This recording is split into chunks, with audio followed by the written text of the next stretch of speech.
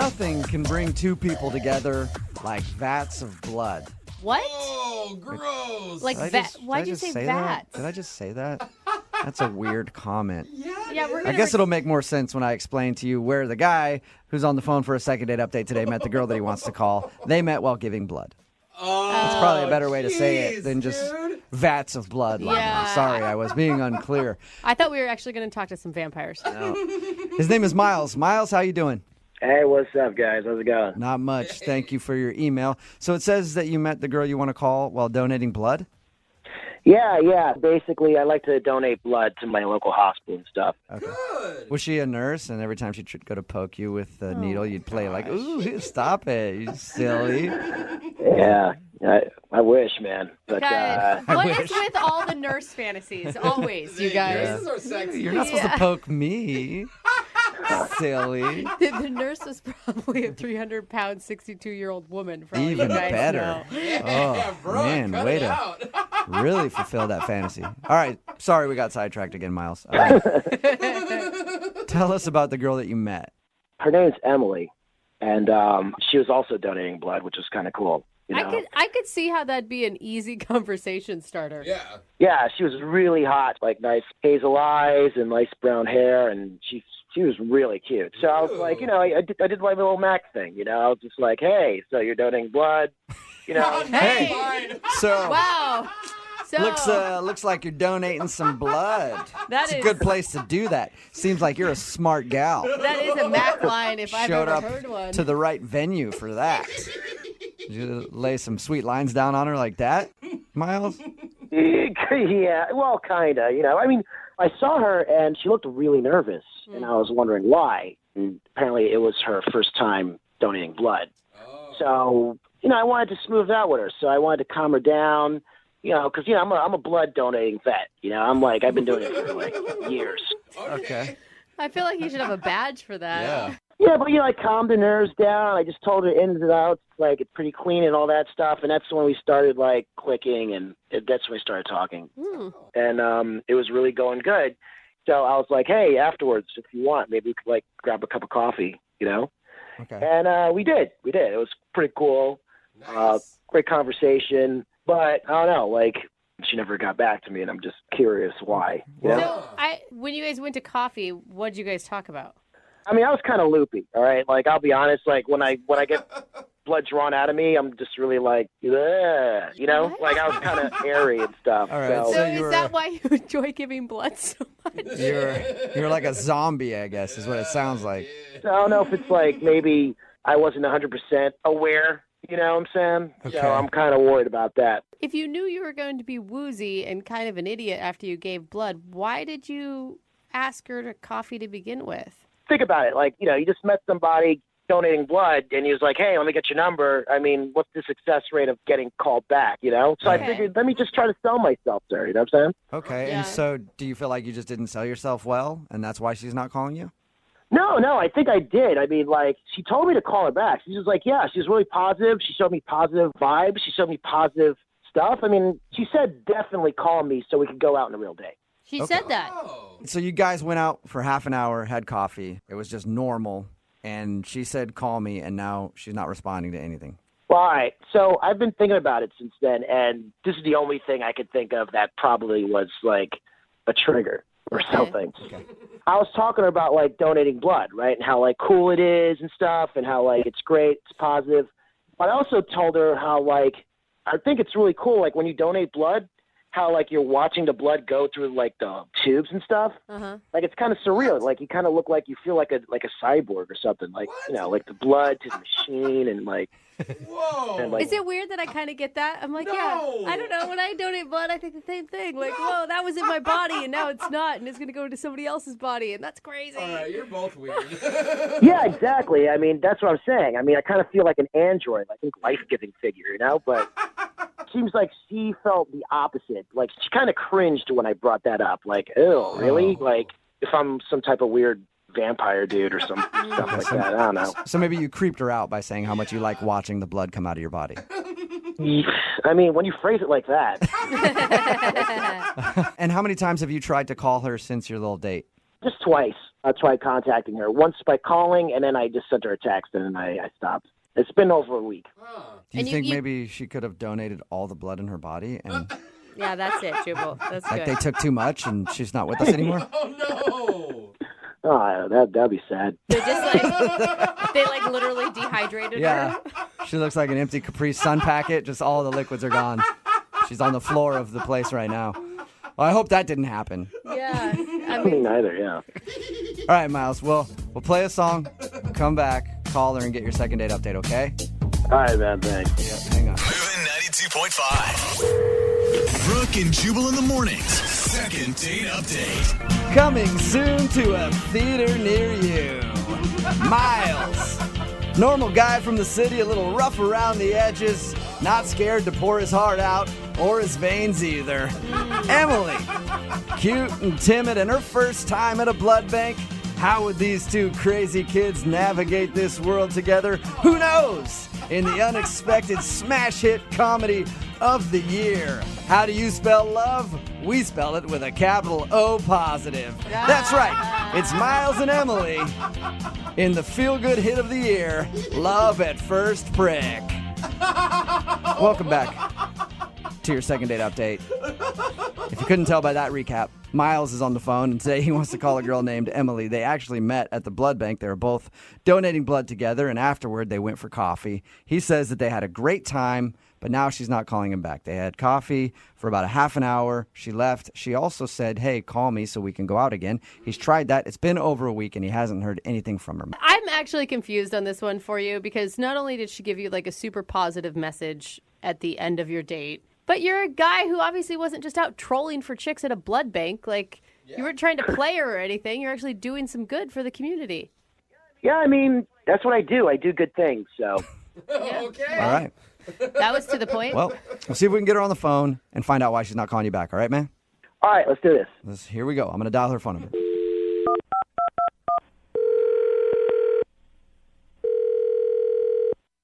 Hello? Hi, is Emily there? This is she?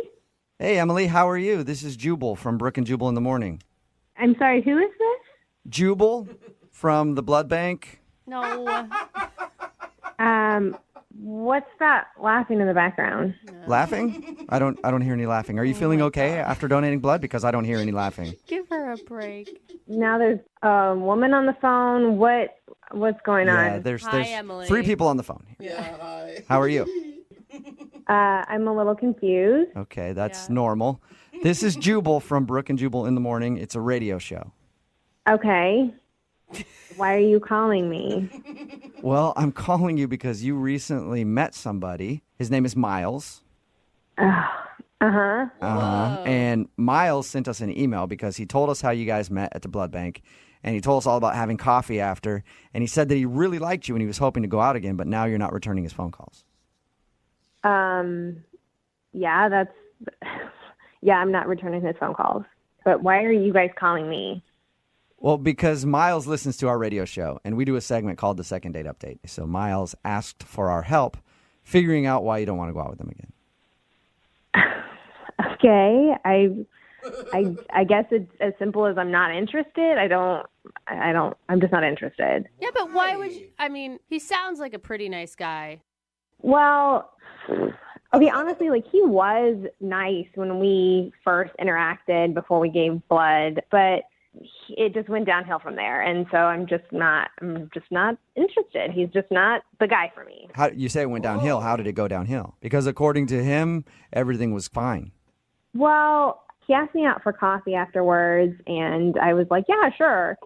So, when you give blood, how you've got that little cotton ball, wrapped around your arm? Yeah. So we're walking down the street, and, literally every single person from, the 5 storefronts from where we're giving blood to the coffee shop, he's like, check out my arm. Isn't that look cool? It's so great. Look, I just gave blood.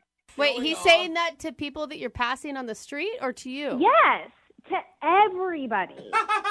He's just shouting at people that he gave blood. Right. Like, it just came off as a braggart. Yeah. Like, it was just using every excuse to be like, look how great I am. I've donated blood. All right. I'm a saint. So you don't feel like he was donating blood to actually help out? He was just donating. Right. It was more to get attention for himself. Gotcha.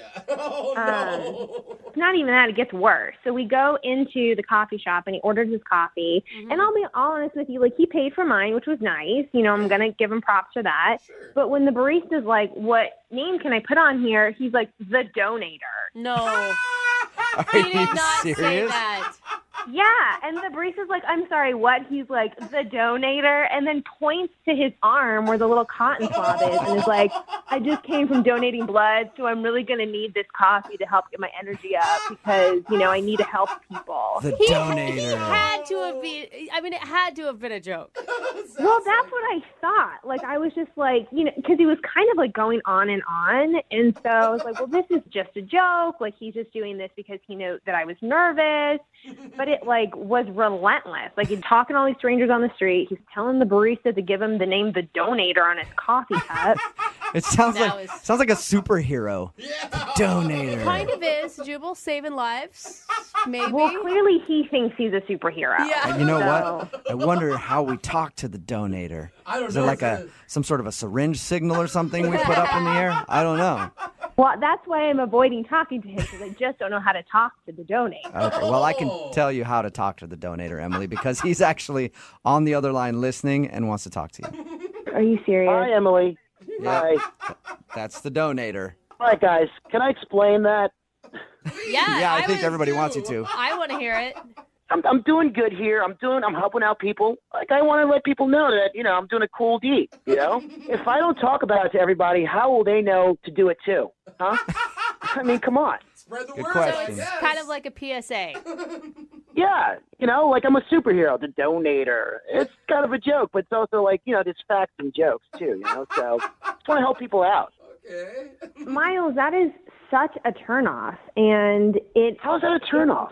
because you're putting people in a position of then all of a sudden have to be like, wow, congratulations, way to go for being a good human being, instead of you What's just wrong with that? being, because it's cocky and it's arrogant. Like, It's confidence. What's wrong with confidence? What's wrong with confidence of like doing a good confidence deed? and cocky. You know what? Do you remember you asking me? I will never forget this. This is so disgusting, you guys. Do you remember what you said? You asked me, where do you want your blood to go? You're like, well, I hope my blood goes to some f***ing sicko so can turn his life around. What? Exactly. Did you say That's not psychotic? I don't get it. Like, To me, it sounded like he was probably wanting to help some drug addict, and he thought that his blood would somehow morph this person into being sober.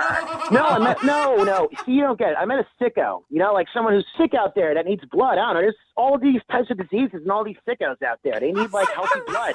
There's a good red-blooded American like me. A good red one. oh, God. Hey, I'm not trying to offend anybody, all right? I'm just trying to help people, all right? What's wrong with that? I don't get it. Because I'm trying to help people with my healthy blood. I just want to help out a sicko, okay? That's what I do. That's what I try to do. That's what I do. I help out sickos.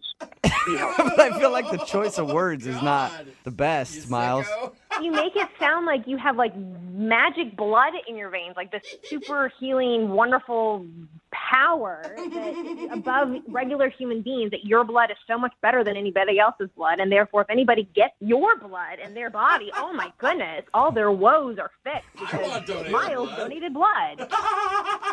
Yeah, That's crazy. yeah, I do believe that. I do have great blood. Last time I donated blood, they're complimenting me, saying that my blood was probably the best blood they had all day. Do they actually say? I haven't been able to donate blood because I've had tattoos, but I think so. Do they if you have- compliment your if blood? you have a universal blood type, it can go to help a lot of different people. Hey, good Yeah, one. that's what he said. My red blood cells were through the roof. My white blood cells are amazing. So I just want to help out sickos out there, okay?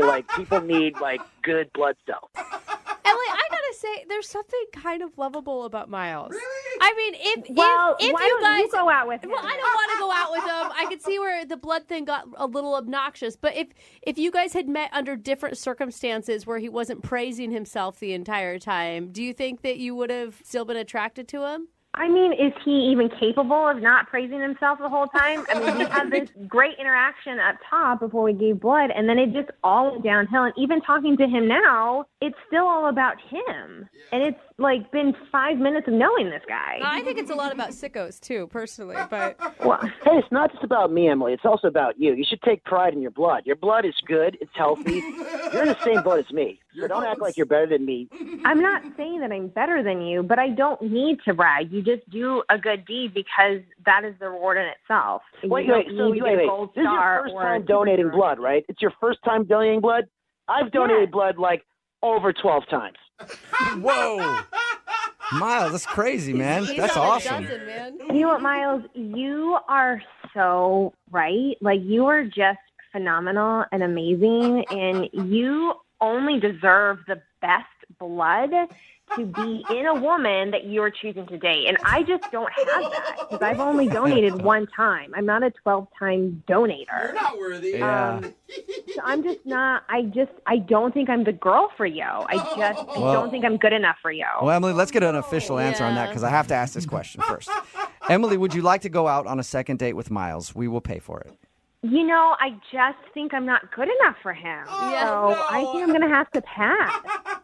You know what? I get you're being sarcastic. I get you're just trying to look cool on the radio, but you can't tell me we didn't have a great connection while we're talking. No, we did not bond. We did not have good times. You had a good time fluffing your ego and talking about yourself and getting attention for donating blood.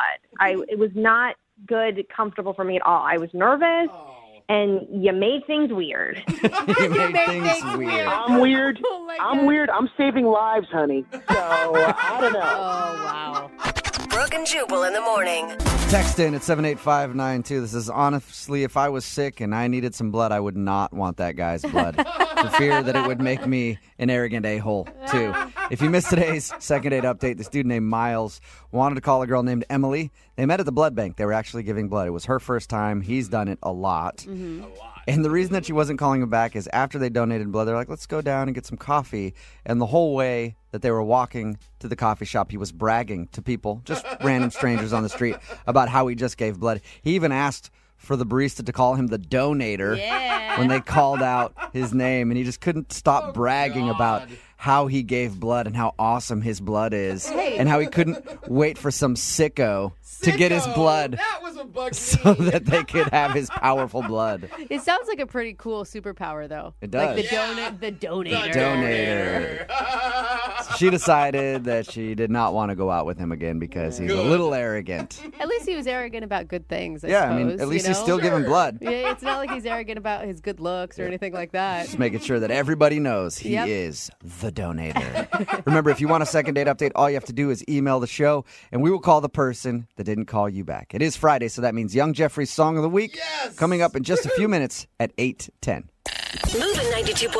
We get a lot of emails to the show for the second date update where people admit to being nervous and doing kind of funny things on a date. Yeah. This email, though, I think takes the cake. Why? Hey, Dana, how are you? Yeah, hi. I'm so excited to be on. Hi. Dana, on her date, was nervous and wanted to play a cute, funny little move. So you were texting him from across the table during your date? Oh, no. It was a joke. It was a joke. I thought it was funny. He laughed the first time, so I just kind of kept doing it. Explain. Your email explained a little bit to me of how you were doing it, but go ahead and explain it for everybody else what you were doing.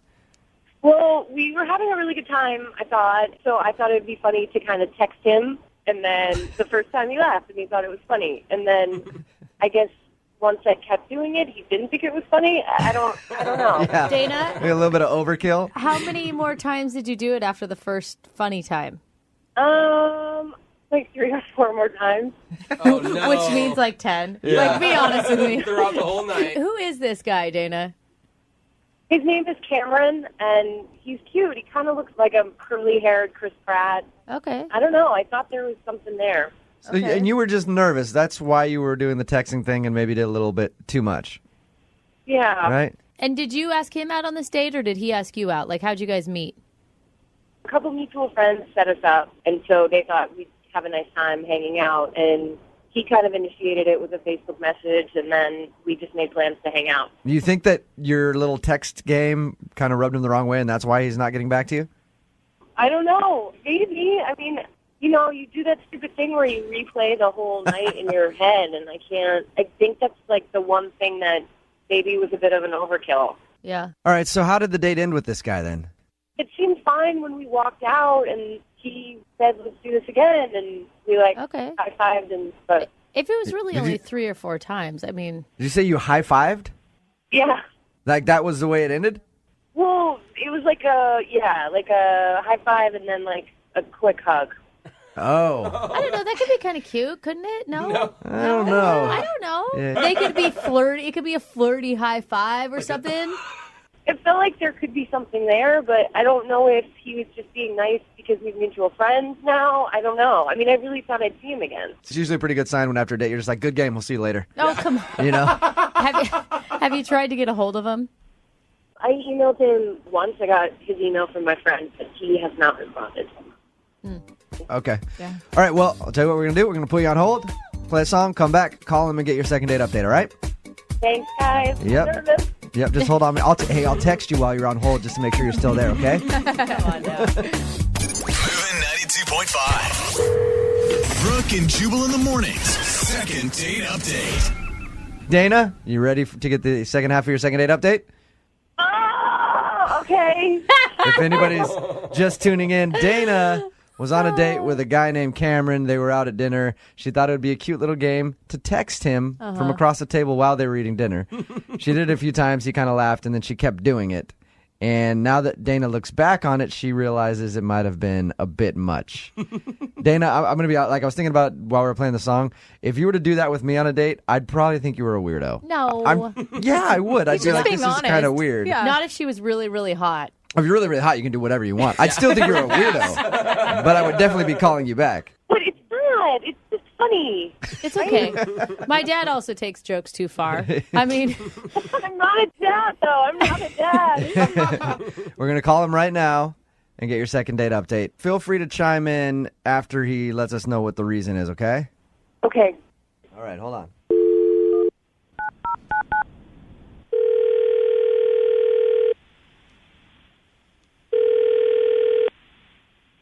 Hello, Hey, is Cameron there? this is. Cameron, what's up? How are you? This is Jubal from Brooke and Jubal in the morning. I'm moving 92.5. What's going on? Well, I wanted to call to talk to you about a mutual friend of ours, if you got a second. Yeah, I have a second. What's up? I'm calling about a girl named Dana that you recently went on a date with. Okay. Well, Dana told us that she really likes you, enjoyed your date, and is wondering why she's not getting a call back, if she did something wrong while she was on the date or... It didn't just go the way I kind of wanted. It was kind of a little bit awkward, and I don't know if it was her being nervous or whatever. It was a little weird, and... Dana did tell us that she was nervous and that she thought she was doing a funny little thing of texting you from across the table, little jokes, and she thinks she might have overdone that. Did she? I don't know. I went to the bathroom, and I came back, and I had 2 texts. And they were both from her. Oh, God. What did it say? One of them was, "Why are you gone so long?" Ha While you're in the bathroom? Yeah. And then the other one was a picture of our food, or her food, I should say. What? I don't know if it showed up this way, but it sure looked like she shaped it into like a heart. She shaped the pasta. Oh, man. What did you say to her when you got those text messages? Well, no, I kind of just laughed, and it was, and at that point it became a little uncomfortable, and then I was talking to the waiter. I was going to get another drink, and I kind of saw her across the way fiddling under the table, and then my phone, which I had on the table, vibrates, and I look at it, and it's a message from Dana, and it says, "How about dessert?" And it's a picture of her foot. What? And I mean, obviously, I laughed, but I was like, "That's kind of weird." No, it was a joke. It was a joke. Oh, Dana. Funny. It was just a Hey. joke. Cameron, Hello? I guess at this point I should let you know that Dana is actually on the other line. I just got that as I heard her voice. Now I'm wondering what I just said. Oh, no, I just thought it would make you laugh. It was a total joke. I know sometimes my humor is a little weird, but I thought you totally got it. I'm sorry. Oh, God, I was just trying to be funny. All right. It was kind of endearing the first 3 times, but then it got to the point where I felt like it started becoming more awkward than funny. I didn't mean for it to freak you out or anything. I just sometimes when I do one thing funny, I kind of keep going and I don't know when to stop. But I'm really normal, I swear. Maybe Cameron, you could have told her to put her phone away in like a polite, cute way. Like, I just want to spend time with you and focus on you. When you're fixed up with somebody and you know mutual people, you don't know how people take things. So I kind of just went with it and figured, you know what, the date's going to end and, okay. And I'm going to run. Dana, You could have just texted her back, WTF, stop. Dana, I got to know, what were you thinking? Heart-shaped pasta? I just thought it was funny. I don't know. I mean, it's not like I wanted to marry the guy. I just thought I would make him laugh. Dana, I'll have you back there. If you would have sent me a picture of your foot and said, "Are you ready for dessert?" I think I would have laughed at that. Yeah. I really do think I would have thought that was funny. That's way too much. It's kind of weird, but I would have thought it was funny. Here's the thing. If it had been 1 or 2 texts and then it was the foot thing, I would have thought it was hilarious. But it was like 8 texts. Sometimes when I am nervous like that, I just sort of do things to try to lighten the mood and break the ice that I think are funny. You seemed funny. I thought it would crack you up. Cameron, honestly, like when I first heard that she was texting you from across the table, I thought it was weird. But Dana kind of sounds like a quirky, like kind of weird, funny girl to me. I think I would actually laugh at it. Can you give her a second chance? You want to go on a second date with her? We'll pay for it. You guys will pay for it, huh? Yeah, we'll send you out to a restaurant or something, maybe some cell phone blocking devices so that she can't text you during the date. I won't bring my phone. I promise I won't bring my phone. I'll leave it at home. She is quirky and fun, and if she's not offended by me, I feel bad now, too. I would like to go on another date with her and give it a shot. Okay. That's nice. Hey! As long as it's not, we have more conversation and less texting. Right. And maybe they could go to a stand-up comedy show. Maybe. Learn a little bit about funny. Yeah. Maybe Dana could get on stage, open mic night. And I know they don't allow cell phones in there. You can text. She's texting the audience her jokes. Brooke and Jubal in the morning. Brooke and Jubal's second date update. I'm a little confused by the email that we got in for a second date update today. It's from a dude that says he went out on a date and everything went well, and even at the end of the date, he asked if he could have a kiss, and she said yes. Okay, that sounds all really successful. The thing is, he never said if they did kiss. He just said she said yes. So I don't know if they didn't actually kiss and that was that was enough for him. I'm not sure. But his name is Martin, and he's on the phone. What's up, Martin? Hi, how's it going? Good. Can I call you Marty? Call you Marty. Actually, I'd prefer if you guys called me Hoppity. Wait, what? Huh? Hoppity. That was not what I thought you were going to say. Yeah. Wait, Hoppity. is that Okay. your nickname? It is. I like frogs. I'm a lover of all things having to do with frogs. So, yeah, all my friends call me Hoppity. Okay. Well, you so- sound very interesting, Hoppity. Does I feel like I'd like to go on a date with you to get to know you better and learn more about frogs. Yeah, I mean, frogs are great. So why the obsession with frogs? Ever since I was a kid, I've just been fascinated with them. Okay. There's over 600 different species. They're great pets. Okay. Really? Would you like to do a second date update, or would you like to just switch this over to a frog segment? I'm kind of intrigued. All about frogs with Hoppity. We could add that to the program if you want. I mean, I think I'd like to continue with the second date update, but if you guys ever want to talk about frogs... Okay. We'll keep that in mind. So Frog expert. let's talk about your date then, Hoppity. What's her name? Her name was Isabella. Isabella. And is she a human or a frog? Yeah, definitely not a frog. She's a human. Okay. Okay, and how did you meet Isabella? A friend of mine actually introduced us. A friend of a friend, really. We went to school together, and she thought we might hit it off. And it sounds like you did. I mean, from what Jubal said, the date went swimmingly. Oh, I see what you did there. That's a pun, isn't it? That's a frog joke there. Some frogs swim, I hear, yeah. I don't know. Frog swim, yes. Yes, okay. All right. Well, your email did say that everything went well and you asked for a kiss, but you never clarified if you got a kiss. Oh, I did. I did get a kiss, actually. Okay. And how was it? I mean, what was it like? It was great. You know, I was a little worried that maybe she was a little over the fact that we were just talking about frogs the whole time, but Wait, that didn't really happen, did it? You didn't talk about frogs the whole time? actually we kind of did. Hoppity.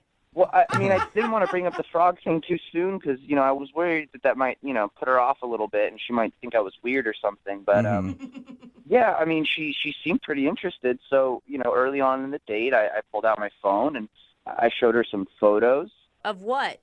Of my 2 pet frogs. Oh, good. Oh, sweet. You have 2 pet frogs. What are their names? Okay. Their names are Lollihops and Webster McRibbit. Okay, that is adorable. I'm sorry. I like lollihops, so yeah.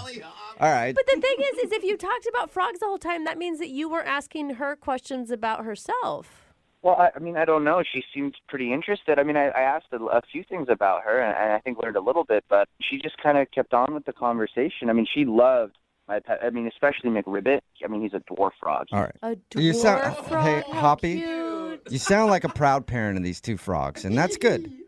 But sometimes proud parents don't realize when people actually don't want to hear about it. So do you think that maybe you were just assuming that she wanted to see more pictures of Lollihops and McRibbit? I mean, I hope not. She seemed genuinely interested, and she even let me kiss her at the end of the night. So I think that was a sign that, you know, she wasn't put off by my frog passion. Okay, can I just ask, did you make any reference to the kiss about you being a frog that turns into a prince? I mean, it's funny you asked that.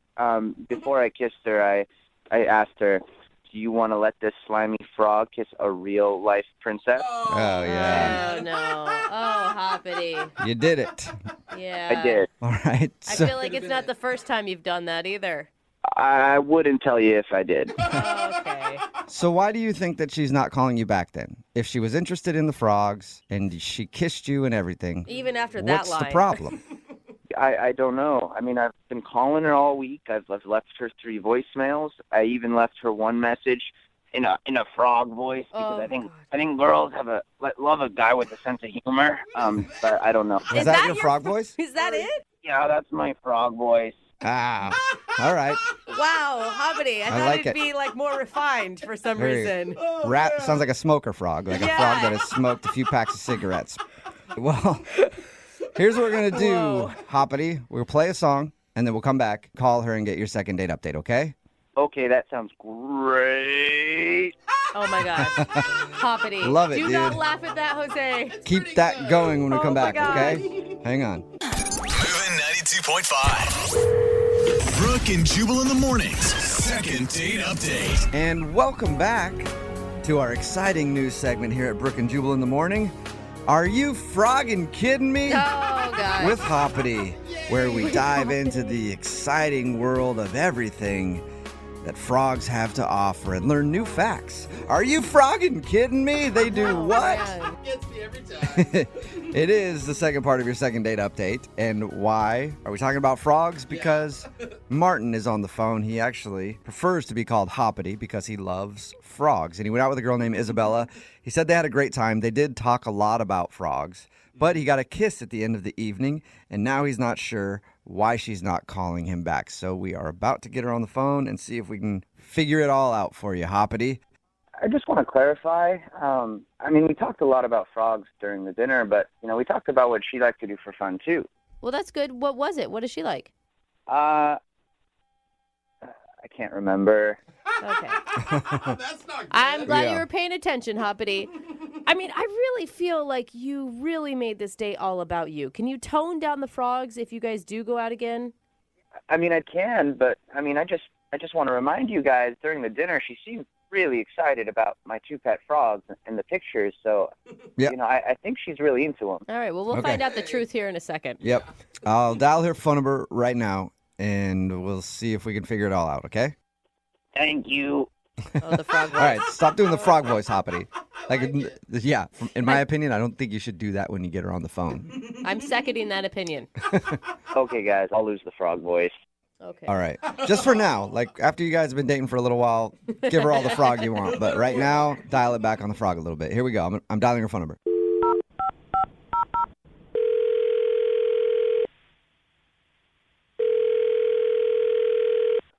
Hello, Hi, may I speak to Isabella? this is Isabella. Hey, Isabella, how are you? This is Jubal from the radio show Brooke and Jubal in the Morning. Can you? I'm sorry. Mhm. You're from where? Brooke and Jubal in the Morning. It's a radio show. Okay. What do you want? I want to question. know more about you, Isabella. Is this a prank call or something? No. We're not some cheesy radio show that does prank calls. Come on. What's all about? Isabella, yes, we are. This is something we do called a second date update. That's where if you go out on a date with somebody. Oh, okay. I've heard those. Okay, cool. Well, that's what this is. And Hoppity actually emailed us about you. I don't know who Hoppity is. What? You don't know who Hoppity is? No, remember he said he didn't How do you go not by remember? I don't know what you're talking about. Frog guy? You know Martin? I know Martin, but I don't know. But why were you saying Hoppity? Because I thought he told you that he goes by the name Hoppity, but apparently I was No, wrong. he never told me that. He goes by the name Hoppity? Yeah, it's his nickname apparently, because it shouldn't be a surprise to you that the dude likes frogs. Oh, God. Yeah, that's definitely not a surprise. Okay. He told us that you were really excited about his frog passion. You know, when you're going on dates, you kind of hear the same old thing. So it was something that was different. It was fun. I mean, he had really cute names for his frogs. Agreed. He had one that was named Lollyhops, which is hilarious, and I forget the other one. But it was funny. And, I mean, I actually kind of liked him in a certain way. It was just, he was kind of refreshing, you know? Okay, Oh, well, if that's it so was positive. refreshing, and he also told us that you guys kissed after the date, why aren't you getting back to him? Well, after our date, I looked him up on Facebook, and I noticed that he put for work that he's a stay-at-home frog dad. Oh no. So I'm really at the point where I'm really seriously wanting to find someone and settle down, and it just didn't seem like he was focused. And I mean, it's okay to have a hobby, but I would like him to have a job. All right. Wait, So does he have a job? Do you know? He only talked about frogs. So you don't think it was a joke? You think that he's unemployed? I mean, I'm pretty sure he doesn't work, and by the look of his pictures, it was literally just different frogs. So, Maybe the frogs are his his pictures on his Facebook page you're talking about. yeah, pictures of him with his frogs, like doing things. Like doing what things? There was one of them like cooking with them. There was one of him like playing his, I don't know, like games with them. I don't know. It just seems like those are his friends. Just to be clear, the reason that you're not calling him back, is it the frogs or is it the fact that you think he doesn't have a job? Like, which one is most important to you? Just so we can tell him. I mean, I think it's the job. I feel like it's all of it. If I was you, it'd be like the whole package of that. Well, I think he's quirky, and, that's not a bad thing. It's refreshing, but I just want him to have more balance in his life, more, just a job, friends, and frogs. You know what I've always wondered, Isabella, and I've never heard the answer to this. What? Because they do studies to find out how much housewives would make if they were getting paid. How much money should he be getting paid as a stay-at-home frog dad? That's not a thing. And I think we can get the answer because Martin is on the phone listening to this conversation and wants to talk to you. He's on the phone right now? Uh-huh, yeah. Oh, my God. Martin? Yeah. Hi, Isabella. Martin. Hi, Martin. Oh, this is awkward. Yeah. You looked me up online? Yeah. What is a stay-at-home frog dad? I mean, I just have a passion for frogs. I thought stay-at-home frog dad was just kind of funny. That's why I said it. It is kind of funny.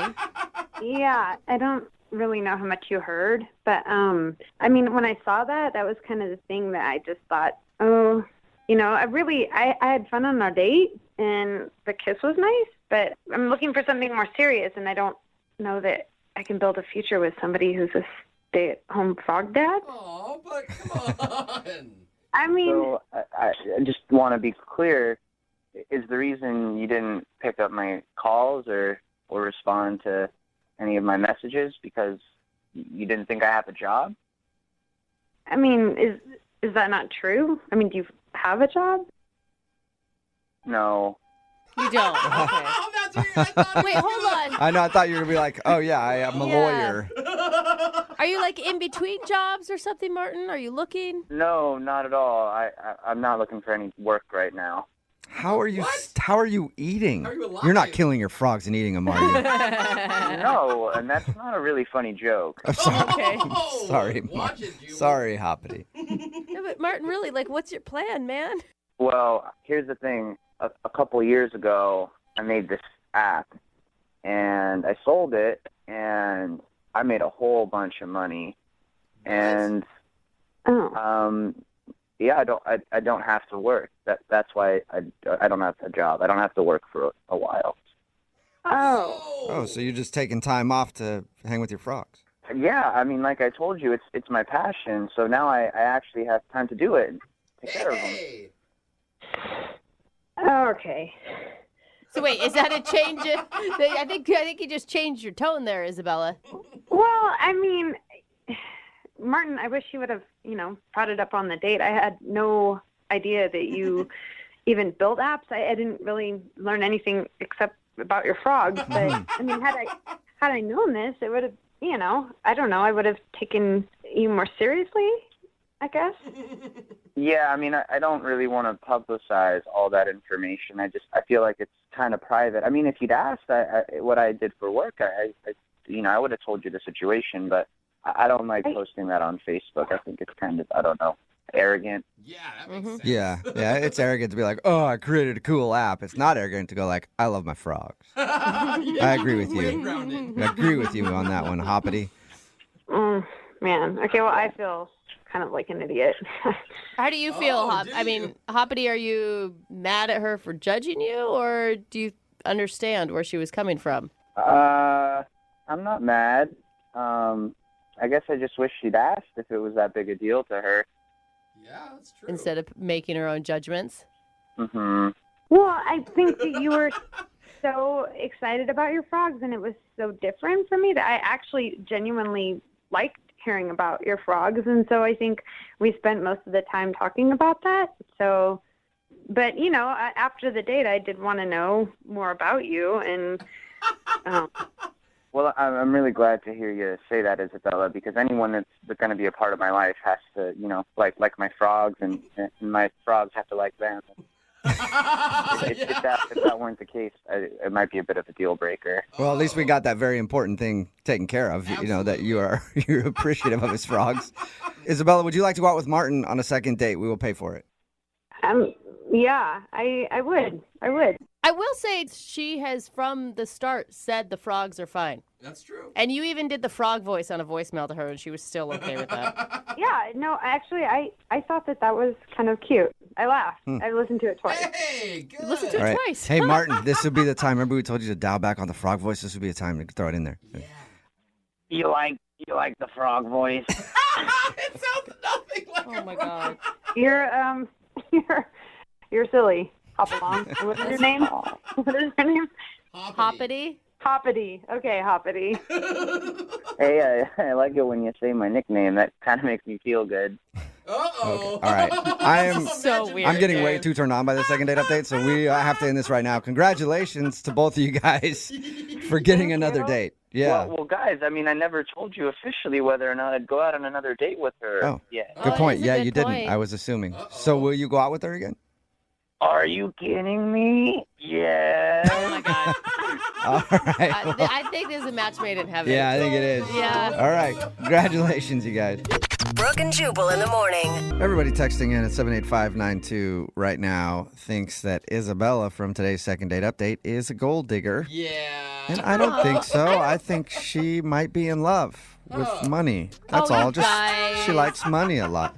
Talking about today's second date update. If you missed it, this dude, He calls himself Hoppity. Yeah. That's his nickname because he's obsessed with frogs. Yeah, very. Anyway, he wanted to call this girl Isabella, who he went out with. She wasn't calling back. Why wasn't she calling back? Because she went to his Facebook page and he had his employment listed as a stay-at-home frog dad because this guy loves frogs. So she just assumed that he was unemployed, but it turns out he actually created an app for something a while back and has a bunch of money, so he doesn't really work. But he loves frogs, so he stays home and takes care of his frogs. And then when she heard that, she was like, oh, well, I love a guy with passion. Oh, you guys. And I actually... just that you're passionate about frogs is so attractive to me. Now I want to go out with you. I actually support her. I don't think she was after just his money. I think that she wanted somebody with direction. Yeah, Because if she was just after his money, she would not have put up with the frog, all the frog stuff. Yeah. Like, she was fine with all the frog stuff even before she found out he didn't have a job. I mean, I guess, yeah. But on the surface, it's like, weird frog guy can't get a date. Well, there's a- he's Oh, rich. there's all a of sudden. stereotype. Rich frog guy can't get a date. Rich frog guy. But he couldn't get a date not because of the weird frog part, because she thought See? he didn't have direction. There's a difference. That's the difference money makes, right? Because if you don't have money and you're obsessed with frogs, you're just a weird frog guy. Yeah. But you make money, all of a sudden you're eccentric. And you have That's the word they really use. cool interests. She was fine with the frog thing. Yeah, no, I'm not even talking about that anymore. You're I'm just just talking in about the general. difference in money. Okay, like, yeah, I see, you're I see, crazy I if see, you're yeah. broke. You're Right. eccentric if you're rich. Yeah, that's true. Remember, if you want to do a second date update, all you have to do is email the show, and we will call the person who didn't call you back. Brooke and Jubal's second date update. Some guys like older women. I know for myself personally, I've always been looking for an 80 to 85-year-old lady with a lot of money in the bank account who doesn't mind having somebody just hang out at her house and clean it all day long and maybe go play golf when she's away, you know, things like that. Hopefully she's of really poor health as well. Yeah, that would help too, but unfortunately she's not out there for me. At least I haven't found her yet. And there are a lot of women that don't like younger guys. They feel awkward about dating a younger guy, and that is the problem that I think Tommy is having. Tommy is on the phone for a second date update today, and he went on a date with a girl who's a little older than him. Tommy, how you doing? I've been better, to be honest. Oh, you sound slighted, Tommy. So, what's the girl's name that you want us to call today? Well, I guess I shouldn't call her a girl. She's older than you. What's this woman's name that you want us to call today? Her name is Carrie. Carrie, and before we get into your date, how much older is she than you? 6 years, so I don't think it's that big of a difference, honestly. And Not how really that bad. how old are you? Because, I mean, 6 years, I think, is different at 20 compared to 26. Yeah, I'm 26, actually, so Okay, she's so 32 right now. That's not that big of a difference. Yeah, I don't think that's that huge. But it's enough. So tell us a little bit about how you met her. We met online. Okay. Volunteering at the retirement home was that? I thought that's what you were. Yeah, almost 32-year-olds with walkers. She actually knows how to use the internet at her age. Wow. What attracted you to her? She's cute, and she has red hair, and I really like that a lot. She was really funny. She's very outgoing, and so we exchanged a few emails. Everything was really cool. Finally, I was like, hey, do you want to meet up? And we had talked about bowling, and she seemed excited about that, so I said, yeah, you want to go bowling? So, And did she know your age when you guys started this conversation? yeah, it's on my profile. Okay. Okay. Okay, Yeah. so she knew what she was getting into. You know she's insane, right? Because she's a redhead. Red hair. Redheads are crazy. She's an old, insane lady. You sure you want to call this woman, Tommy? Yeah, I'm sure. All right. Tell us a little bit more about bowling. We had a great time. We had a drink. We played 2 games. I mean, everything seemed to be going really well. And then I said at the end, you know, hey, do you want to grab another drink? And she's like, no, I can't do it. I'm a little tired, and I have an early morning tomorrow. But That's the thing about older women, man. They get tired early. You gotta get to Understandable. bed. At any point, Tommy, did you guys have a moment where your age came up, or there was a difference in no, your... it was all just pretty light and easy. Like everything was really good. You know, I didn't get a sense that there was any strangeness. There was no age gap, in my opinion. We felt like peers. Right. That's awesome. So she said she had to go home. She said she had to go home, and then after the date, she texted me, and she said, I had a really good time, but I think I might be too old for you. Oh. Yeah, and I just texted her back, and I said, no, it's not an issue for me. I would really like to see you again. And nothing. No response at all. None, no. Maybe she just can't figure out how to work the phone. She's like, it's a rotary phone. I don't So you know the exact reason why she doesn't want to see you. She feels like she's too old for you, but you want to do a second date update. Yeah, you know, I really want to go out with her again, and I just want to convince her that my age doesn't really matter. Like, we had a good time. Age ain't none but a number. And then we could probably play, who was that, Aaliyah?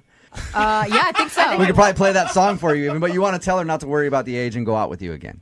I think it's ridiculous. We have a connection, and that shouldn't be the reason that we don't see each other. Are you prepared, Tommy, though, if it's for reasons like she wants to have kids or she wants to get married or that kind of stuff?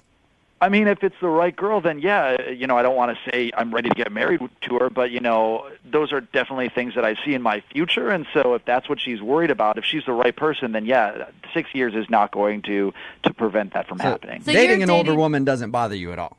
No, and I don't even see her as an older woman, but I think she maybe has a complex about being 6 years older than I am. So, All right, we'll play a song, come back, get her on the phone, and get your second date update, okay?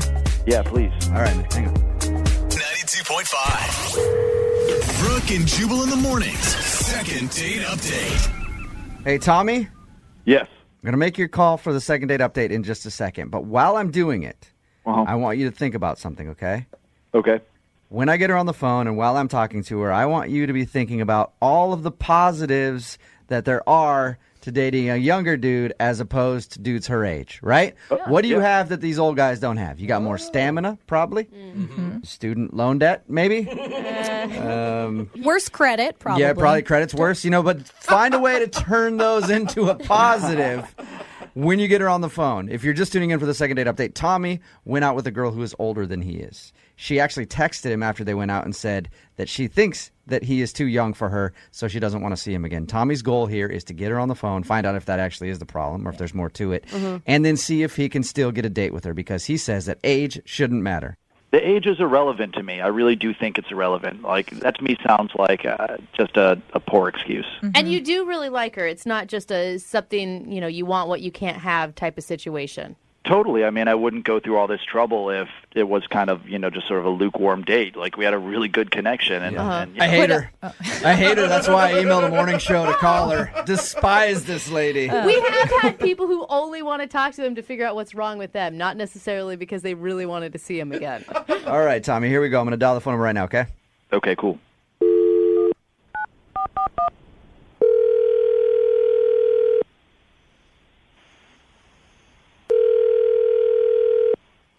Hello? Hey, is Carrie there? Yeah, this is. Hey, Carrie, how are you? This is Jubal from Brooke and Jubal in the morning. The radio? Yeah. I'm calling you because you recently went out on a date with one of our listeners, and he's been trying to get a hold of you. But he can't, so he asked us to call you. Okay. He goes by the name Tommy, and you and him enjoyed a little bowling action? Yeah? What is this? Well, Tommy told us a little bit about your date, and he also said that you texted him the other day and said that you think that you're too old for him. So he emailed us in hopes that we could get you on the phone and ask if that's really the reason why. I mean, he was really nice. He was great. I mean, I enjoyed meeting him. Did you know that he was 6 years younger than you before you went out with him, though? Yeah.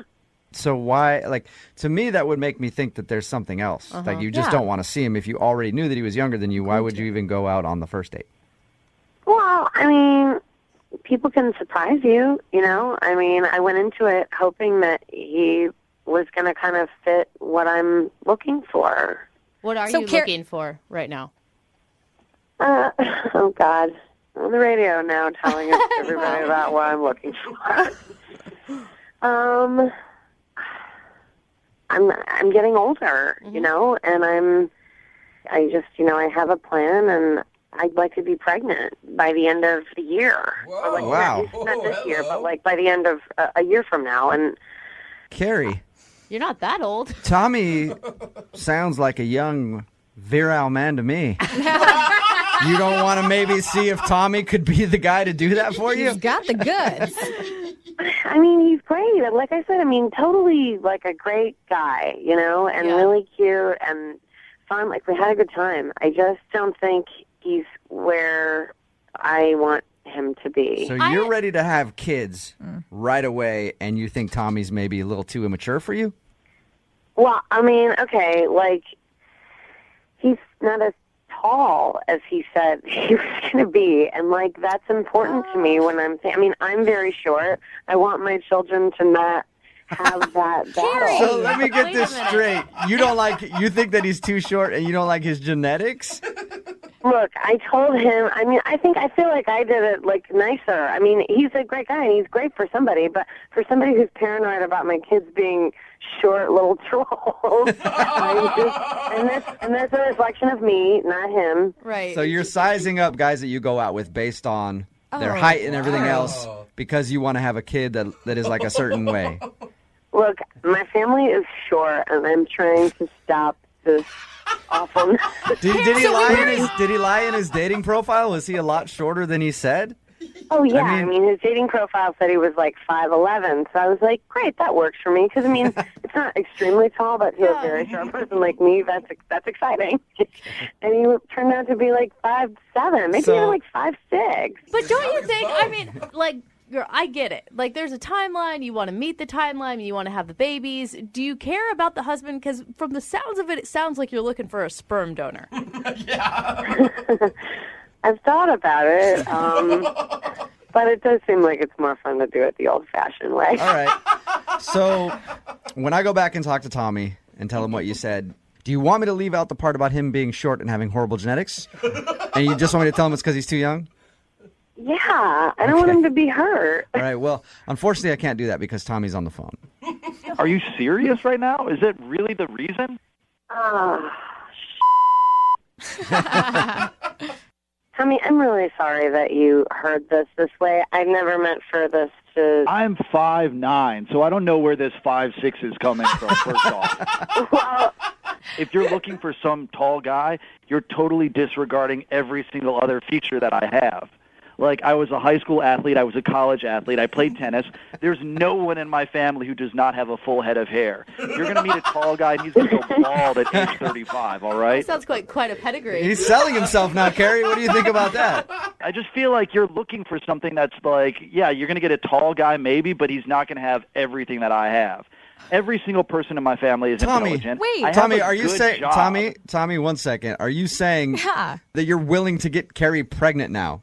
No, I'm just basically saying that she's petty. Like, Is this really like 2 inches is going to keep her from going out on a date with me again? Because she just wants, basically you're just looking for a stud to impregnate you. And that's just weird, first off. And you're not being upfront on your profile. wow. Well, I mean, if I'm petty and selfish, I mean, see, this wasn't the right fit, okay? This wasn't the right fit, and now it's gotten really dramatic and weird and overblown. When I tried to make it, I tried to, like, let you have that you were too young and that you had the life ahead of you and that I'm too old. I gave you that. I mean, like, move on. Sorry. I understand, but you got to be a little realistic with your expectations. I'm just trying to be hardcore because I'm just at a different place in my life than you. I have a clock that I have to worry about, and you don't. So you're 32 you may years think that old, you like though. me, it's but not like you're not 42 years old. You're acting like you're 42 right now. I am the total package. There are plenty of people that would recognize that, but you're just looking for something that you're not going to get. And I got to be honest with you, you're not going to find whatever you're looking for. Well, I guess temperament isn't one of your good genes, or grace. You're just striking out everywhere. And weird. Carrie, don't you think you're looking for the wrong thing, though? I mean, I just had a baby, and I think that it's way more important to find a partner and someone that will be in this with you than 2 more inches of height. You're going to love your I disagree. child. You're going to love your child no matter what I they disagree. look like. I'm on Carrie's side right here. It's all about upgrading your genetics. You know what I mean? Plus, her kids are going to have red hair, too, so they're going to have a hard enough time. Exactly. We have a hard road to hoe already. You guys. Well, it sounds like I know the answer to this. But, Carrie, would you like to go out with Tommy again? I will pay for a second date.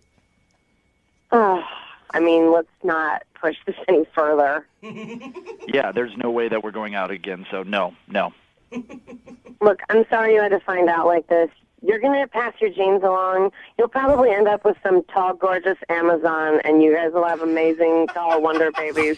And they'll never have to deal with the things I have to worry about. Wow. Carrie, Why is being short so thank bad? you very much for your time, Carrie. Oh, Thank you. Appreciate you being honest. Tommy, no second date, man. I'm sorry. Yeah, no worries. But kind of a cool thing for the second date update. I never thought we would be doing one with the female version of Hitler, which is interesting. Everybody has their signature move when you go out on a date and you want to try to get a kiss.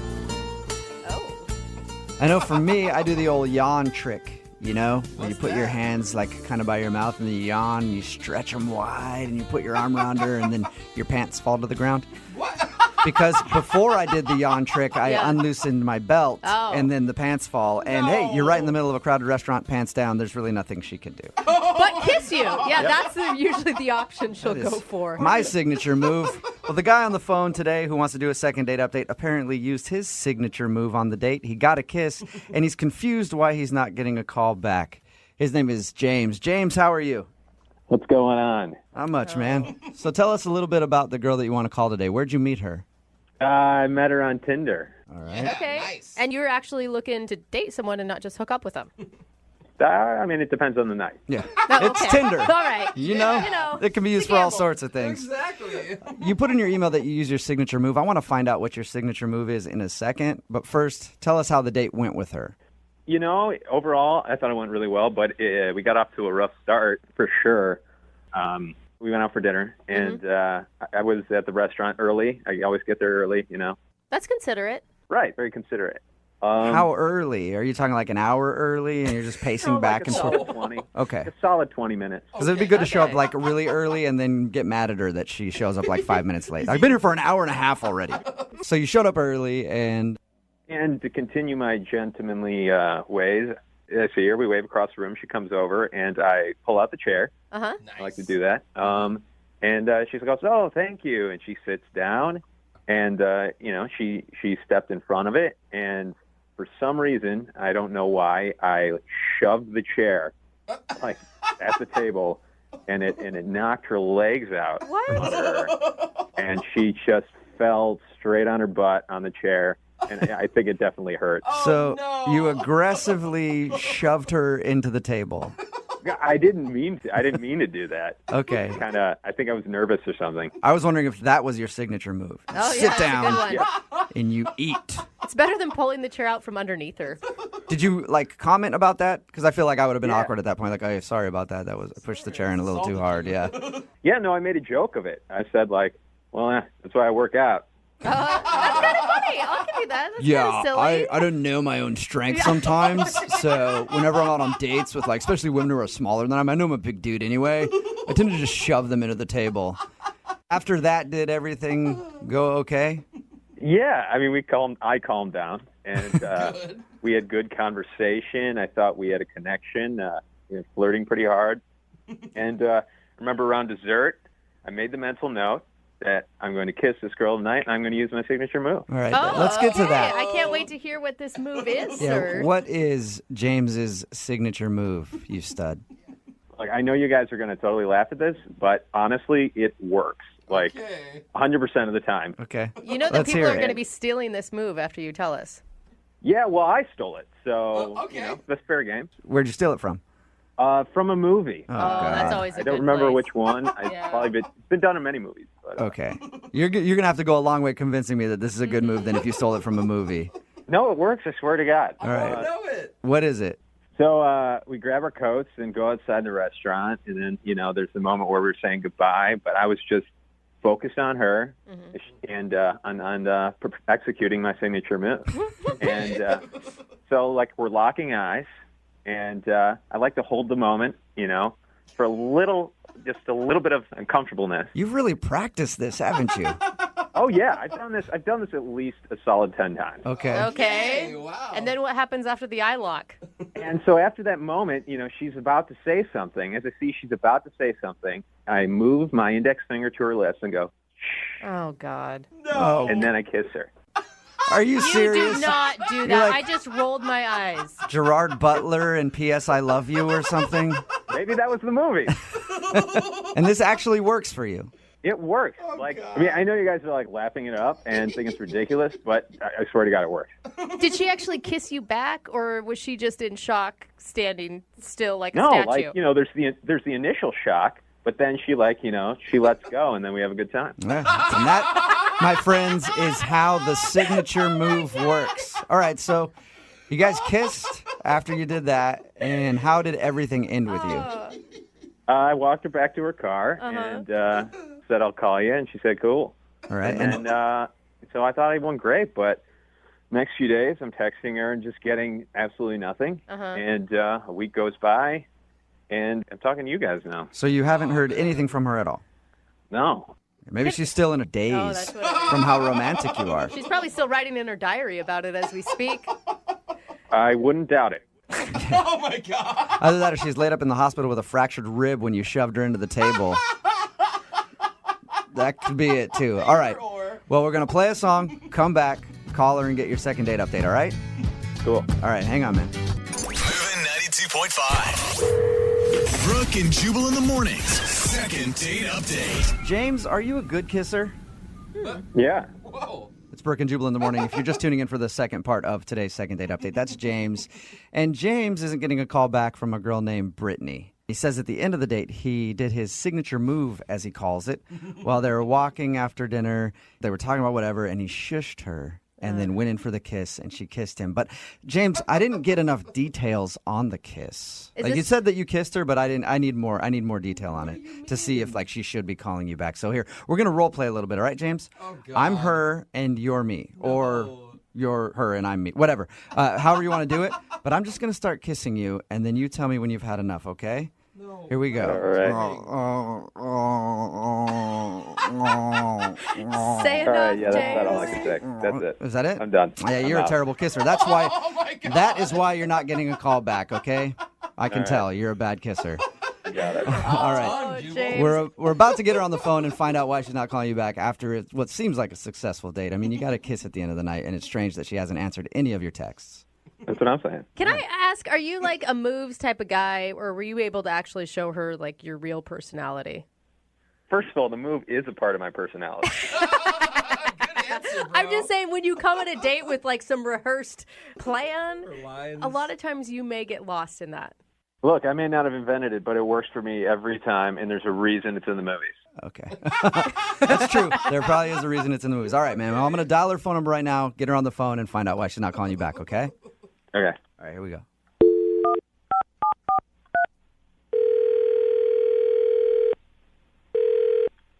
Hello, Hi, can I speak to Brittany, please?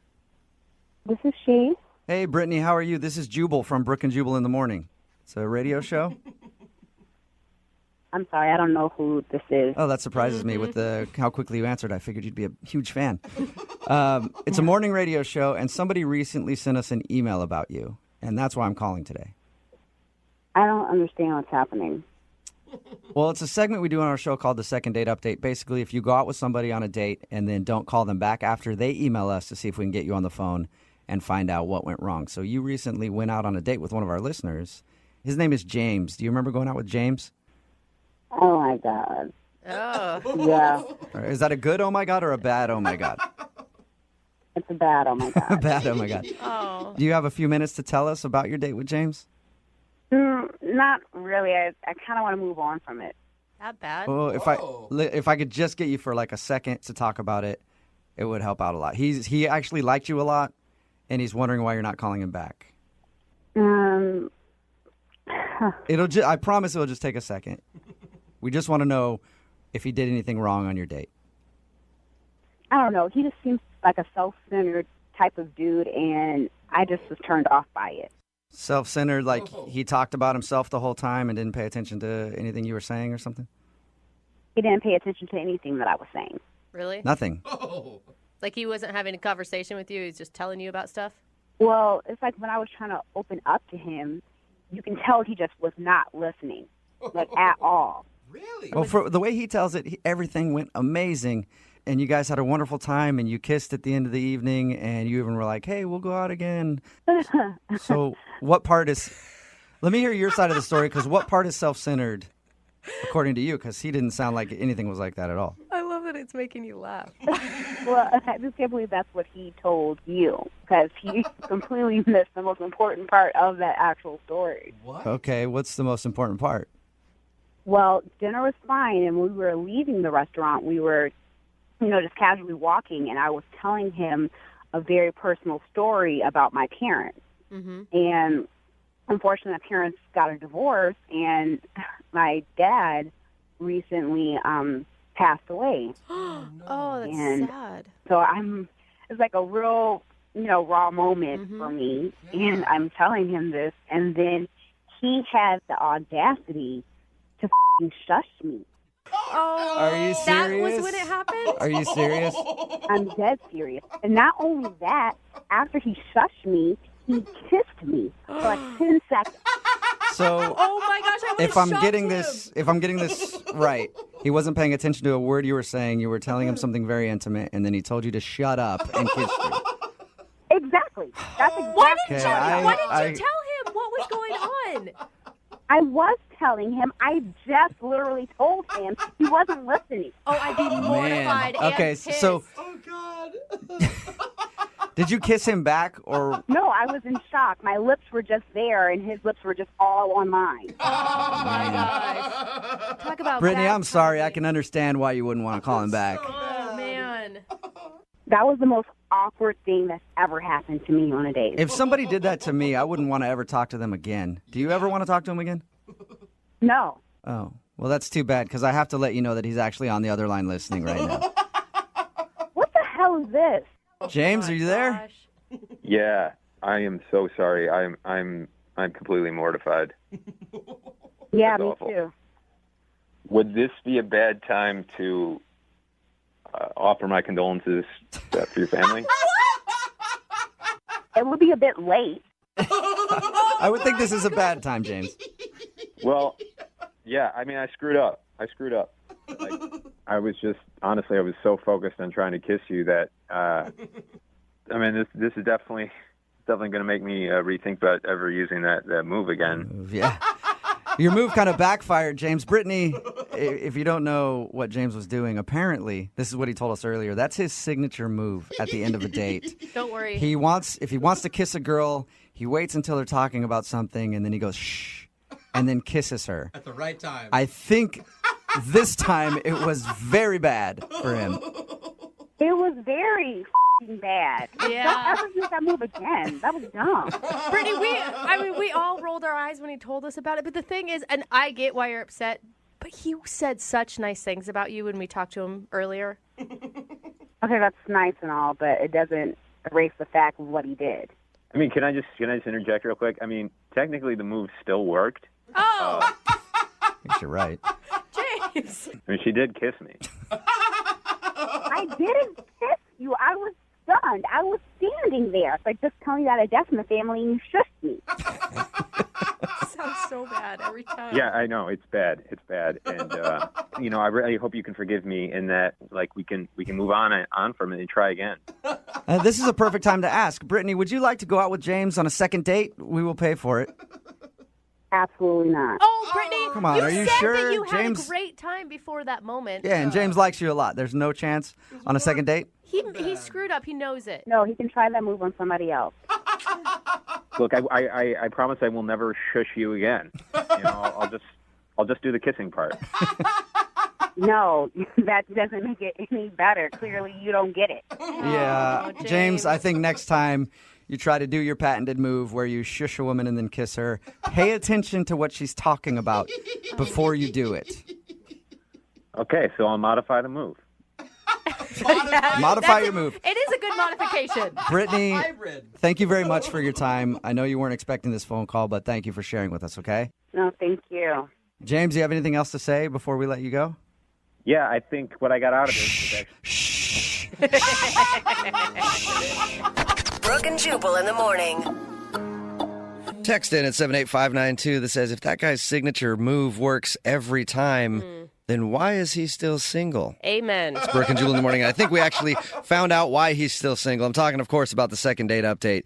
This guy, James, wanted us to call a girl, Brittany, for him. She wasn't calling back after their date. They even kissed at the end of the date when he used his signature move that he got from the movies.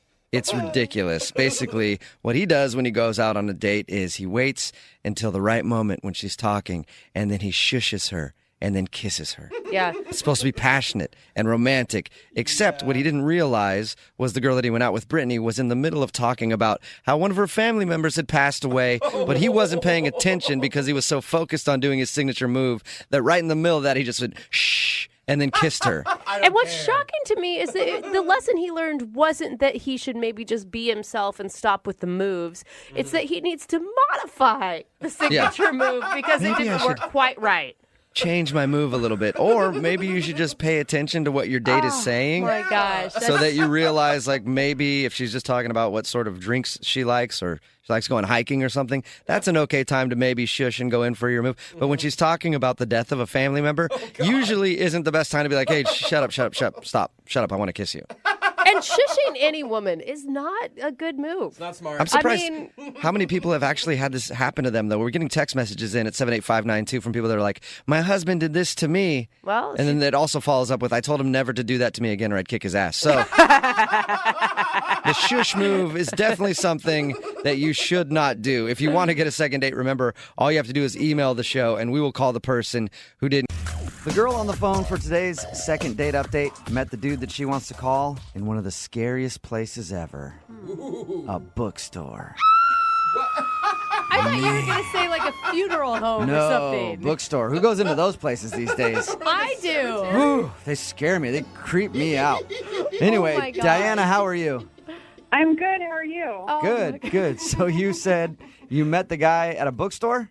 I went to a book signing for a cookbook because I really like this chef because he's paleo, and I'm really into that right now. Paleo, is he kind of like a douchey gym dude?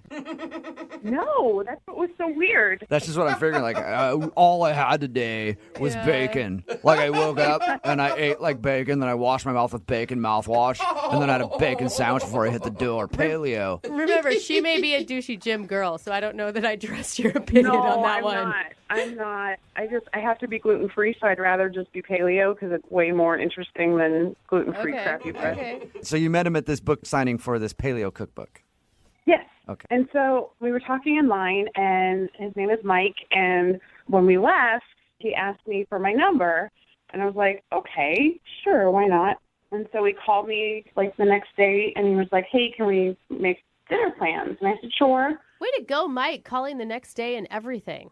I know, that never happens, right? Yeah. And so he asked me to take me out to dinner, and I actually even let him pick me up at my apartment, which hardly ever happens, right? Yeah. This is You usually don't want somebody to know where you live if you've only met them, like, for a brief moment in time. Yeah, but it's a dude from a bookstore. How bad can it be? And I love my initial reaction is like, that's so romantic. And Jubal's is, you're going to get yourself killed. Yeah. Not safe. See, I agree with Jubal because that's how I normally am. Usually the first time you meet somebody, you meet out somewhere so that you're not in the same predicament. Yeah, we trust no one. I know. You get me, Brooke. You get me. So how did it go? How'd dinner go? So he picked me up, and we started talking in the car on the way to dinner, and I said something, I guess this was stupid to say. I don't know. Like, I said, this is the first time I've been with a guy in a long time. Ooh. And did he suddenly start smiling? Like, all right, why did we even bother with dinner? Yeah, we're doing that. No, I meant to say, like, out with a guy, not, like, with a guy. Like, I don't know. Like, now that I hear myself saying it, I'm like, oh, yeah, that might have been bad, you know? Like, he might have, who knows what he was thinking about that. He's like, wow, she doesn't even know how the birds and the bees work. So, what is he thinking? Like I was a lesbian and now I'm out with a guy? Or Did he address it, or did it seem to just kind of go away? No, he didn't really say anything. He was just smiling. So I was just really happy when we got to the restaurant. And was dinner good, or did you make some more mistakes? Like, oh, this is the first time I've ever been with a carrot. I mean, had a carrot. That is so disturbing. I mean, had a carrot. I'm disturbed. ate a carrot at dinner. Did any more of that kind of stuff happen? No. Oh, good. No, dinner was great. We were laughing. We were talking. You know, everything was fine. And we were having a great time. I thought so. And then at one point, something just happened. Like, out of nowhere, his mood just changed. Changed how? He just wasn't laughing. He just became, like, stoic looking all of a sudden. Really? Did you say something offensive? I don't think so. I think at that point we were just talking about bacon, actually, of all things. Wow, I'm offended. It's so funny that you said that earlier. He's a vegetarian. That's what happened. Screwed everything up. Yeah. So really, just out of the blue, his whole demeanor changed. Yeah, he just got really quiet, wasn't making eye contact with me anymore. He wasn't smiling. He started looking at his phone a lot. And how was everything at the end of the night? Was he the same way, or did it pick back up? Well, I mean, when he kept looking at his phone, I just asked him, I was like, we can go if you want to go. Yeah. Okay. What did he say? And he's like, yeah, that's great. And so... That's not good. What did you do, Diana? I don't know. I really wish. That's why I need your help. But I don't know what I did. Did you ever ask him, like, what's going on? Are you okay? Or... I mean, I did ask him. I was like, is everything okay? Are you feeling okay? And he was like, yeah, I'm fine. And just, it was so cold. It was completely different than, like, the rest of the evening. Wow. Yeah. Sounds like you guys had a really not awkward drive home. I mean, but he opened the car door for me and, like, gave me a hug and said goodnight and walked back to his car. So you at least got a hug. Judging by your Yeah. story, I was going to guess that he just kicked you out going like 60. Tuck and roll. Yeah. All right. See you later, lady. That was a fun date. And you haven't heard anything from him since? No. Sounds like you didn't hear anything from him like halfway through your date. But... Yeah. All right. Well, we'll play a song, come back, call him, and get your second date update, all right? Thank you. Yep. Hang on. Moving 92.5. Brooke and Jubal in the mornings. Second date update. It's always really confusing when you're talking to somebody and everything's going well, and then all of a sudden the mood changes. Yeah, I was in this conversation with my dad the other day, this deep conversation. Everything's cool, and then I slowly reached across and tweaked his nipple. What? It's your dad, And then dude. his whole demeanor just changed. For me, perfectly normal. But for him, apparently that was weird. And then he didn't want to talk to me for the rest of the day. Whatever. Most dads love nipple tweaking. Same kind of thing happened to Diana, who's on the phone for a second date update right now. She went out with a guy named Mike. They were having a great time. And then all of a sudden, in the middle of dinner, his mood just completely changed. Yeah, He was but- on his phone, not paying attention to her. And then she said, well, I guess we can go. And he's like, yeah, we should probably just go. And then he dropped her off at her house, and he hasn't been heard from since. So we're about to call him and find out what went wrong. Yeah. I really just don't know what happened. And I just really would like to, figure it out and get some closure with it. I don't have any guesses for you on this one. Like, he seemed like such a gentleman leading up to it. He picked you up. He opened doors. That's the thing. He was a gentleman when we were leaving, too. He, dropped me off. He gave me a hug. He was very sweet. I don't get it. I just don't get it. You didn't tweak his nipple or anything. Not to my recollection, no. I'm going to dial his phone number right now, get him on the phone, and get your second date update. Are you ready? Yes, kind of.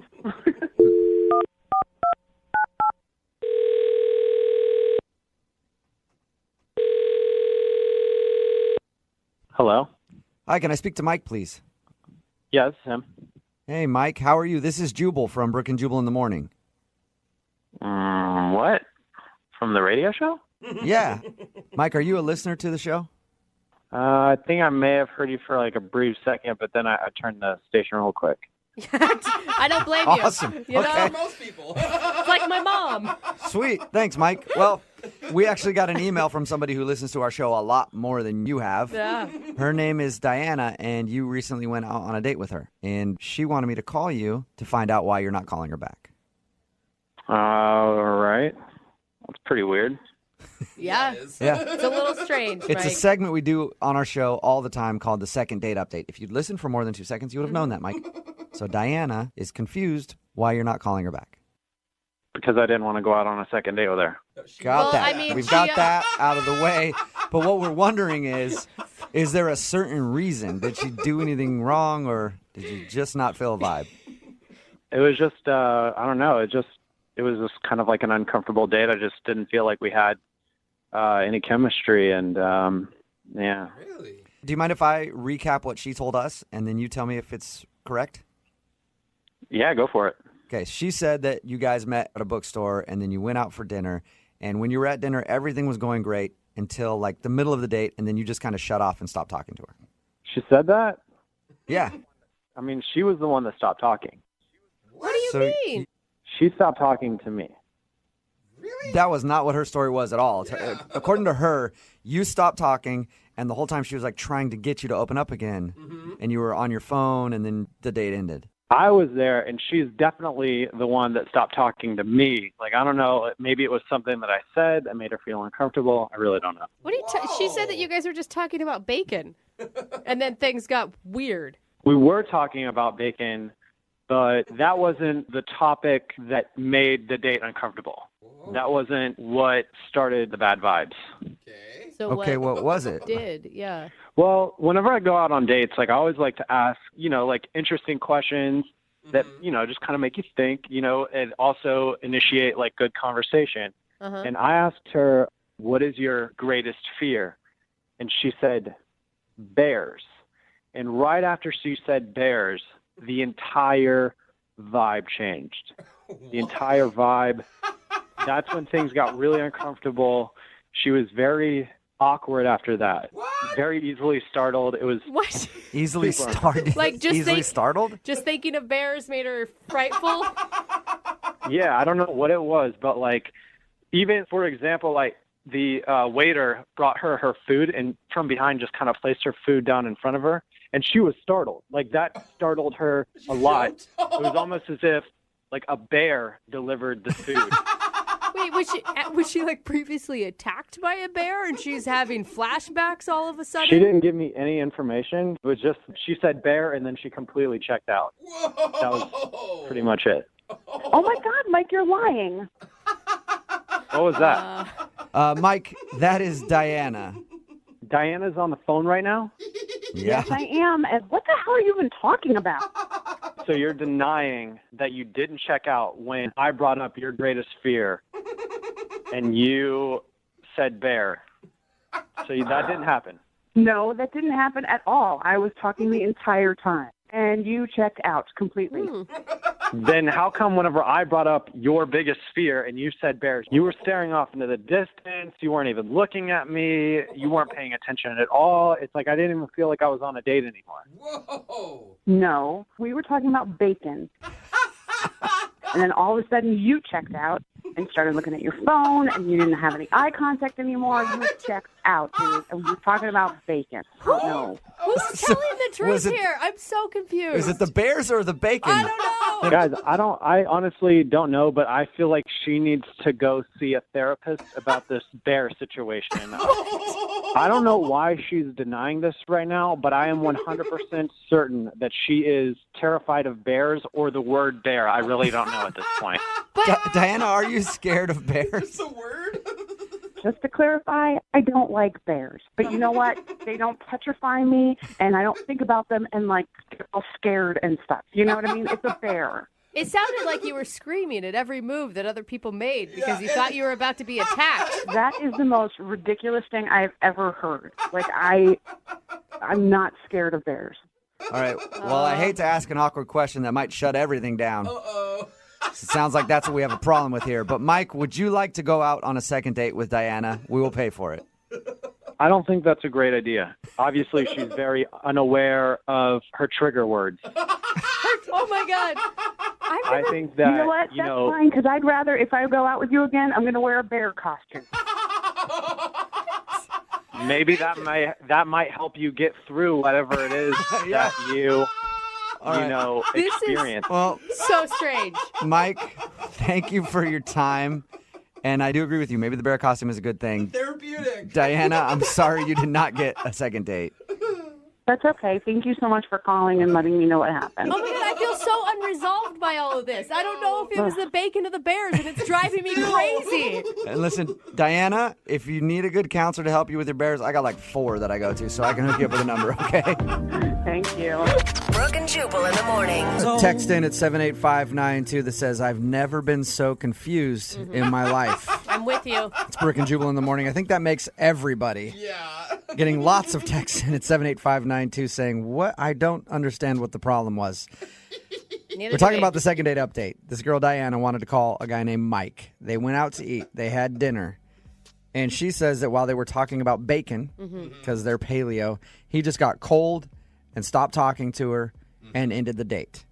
Then we got him on the phone, And he says that he likes to ask people on first dates what their biggest fear is because it can tell a lot about a person. It's interesting. Like, I've never been asked that. It's a good That's kinda question. cool. Yeah. He says that she said her biggest fear was bears, and then she stopped talking and kind of looked like she was startled by everything because she's so scared of bears. He said that he thought bear may be her trigger word. Yeah, like it was that bad. And she does not agree with any of his assessment on what happened. She's like, I wasn't cold at all. I wasn't even thinking about bears after that. And he's like, yeah, you were. You weren't even talking to me. You were just looking off in the distance thinking about being mauled by a bear. And then when the waiter came up, you got startled because you were so scared of bears. And then she's saying, well, I was talking about bacon and you just stopped talking and then into the date. So maybe they both have triggers and they don't even know it. Like bears is her trigger word and bacon is this guy's trigger word. Someone texted in a good question. Were they even on the same date? Yeah, right? Maybe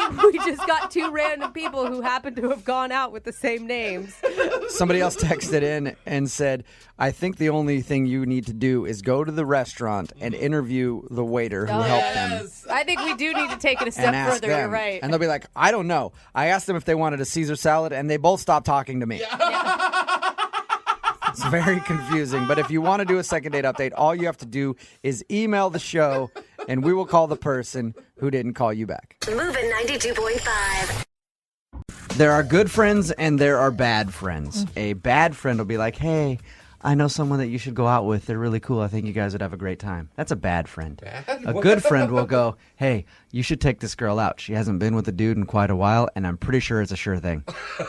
That's a good friend, and that's the kind of friends that Tyler has, who wants to do a second date up with us today. Right, Tyler? Oh, gosh. Yeah, that's right, man. How you guys doing? Good. According to your email, your friends sent you out with this girl named Liz because, quote, she hadn't been with a dude in a while. Oh, geez, really? And they were telling you it was a sure thing.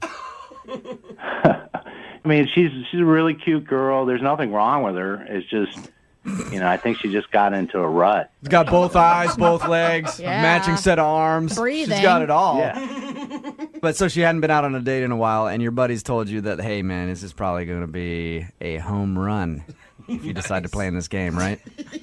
I mean, I knew it was going to be a single at least. Okay. But, yeah, it ended up being a grand slam. Whoa, Yeah. nice. If you know what I mean. Started out just looking for base on balls and then got a grand slam. Right. All right, so you obviously hooked up. I mean, I don't need you to get into all the details. Like, I don't want to know about, like, everything that happened, but how'd the rest of the night go? Well, I mean, it started out really cool. I mean, all my buddies were there. Their girlfriends were there. Like cheering you on in the room? What? Are you... No, Wow. You mean they were filming you? Well, Really it good wasn't friends. an orgy or anything. No, we met at a bar, and Oh, okay. You're talking about the date. Sorry, I was still thinking about you and her in the bedroom. Oh, gosh. man, you guys. Sorry, we got dirty minds over here. So you guys hung out at a bar. Everything was cool. Obviously, the date went well. We kind of separated ourselves from the pack, and we ended up heading back to my place. And I mean, it just seemed like we really enjoyed ourselves. And So if she were to write a Yelp review about the experience, you'd get like 3 stars, and it was satisfactory, you think? right, exactly. Is there anything that you can think of that went wrong and would make her not want to go out with you again? There is one thing, I don't like to share the same bed with women when I sleep. Okay. So I kind of set her up on the couch, once we were done. What, dude? I know a friend who he used to do the same thing. He would not sleep with a girl in his bed at all. Yeah, but you give them the bed though, and you take the couch. At least you gave her the couch and not the floor. Yeah, that's true. Hey, you can sleep on the foot of the bed. Yeah. So, okay, come on. that obviously, I mean, I'm not a girl, and if you and I hooked up and you told me, hey, go sleep on the couch, my feelings would be hurt. Yeah. Did she look upset, though, when you told her to do that? I mean, I would figure if you said that to a girl, she'd probably be mad. Mm-hmm. I was so tired, so I don't really know. I do know that she was gone when I came back out into the living room. Yeah, I'm going to tell you now, she really might have had her feelings hurt by that. Especially after being like in a vulnerable position of just having slept with you. Mm-hmm. The thing is that beyond the sexual situation, I really like this girl, and I'd like to have something beyond what we experienced. Right. I could see myself dating this girl. Just not sleeping in the same bed. Oh, no. Yeah, I mean, that's out of the question, but I do see us like going to a movie or sharing a pizza together. And how many times have you tried to get a hold of her? I've been calling her maybe once a day. You know, I've texted her. She's probably just angry with you. That's what I think. All right, we're going to play a song, come back, call her, and get your second date update, all right? Thanks, guys. All right, hold on. Moving 92.5. Brooke and Jubal in the mornings. Second date update. I am going to take a big risk here and say the reason that our second dater, Tyler, is not getting a call back is because he would not let the girl that he hooked up with sleep in the same bed as him. Big risk, I know. Big risk. Wow, controversial. Yeah, I know. I'm going out there on a limb, but if somebody said, hey, you're good enough to, do things with me in my bed, you just can't lay next to me, I'd be offended. Yeah, I think we all would. All right, Tyler, are you about ready to give Liz a call? I'm ready. Okay. Do you have anything prepared that you're going to say to her if that is the case, to apologize, I guess? Yeah. What are you going to say to her? Well, I'm going to let it be a surprise. That means I don't have anything prepared. Yeah, so. it means while the phone rings, I'm going to think of something to say. Thanks. All right. Yeah, I'm winging it. Okay. We're going to give her a call right now, see if we can get her on the phone and get your second date update. Here we go.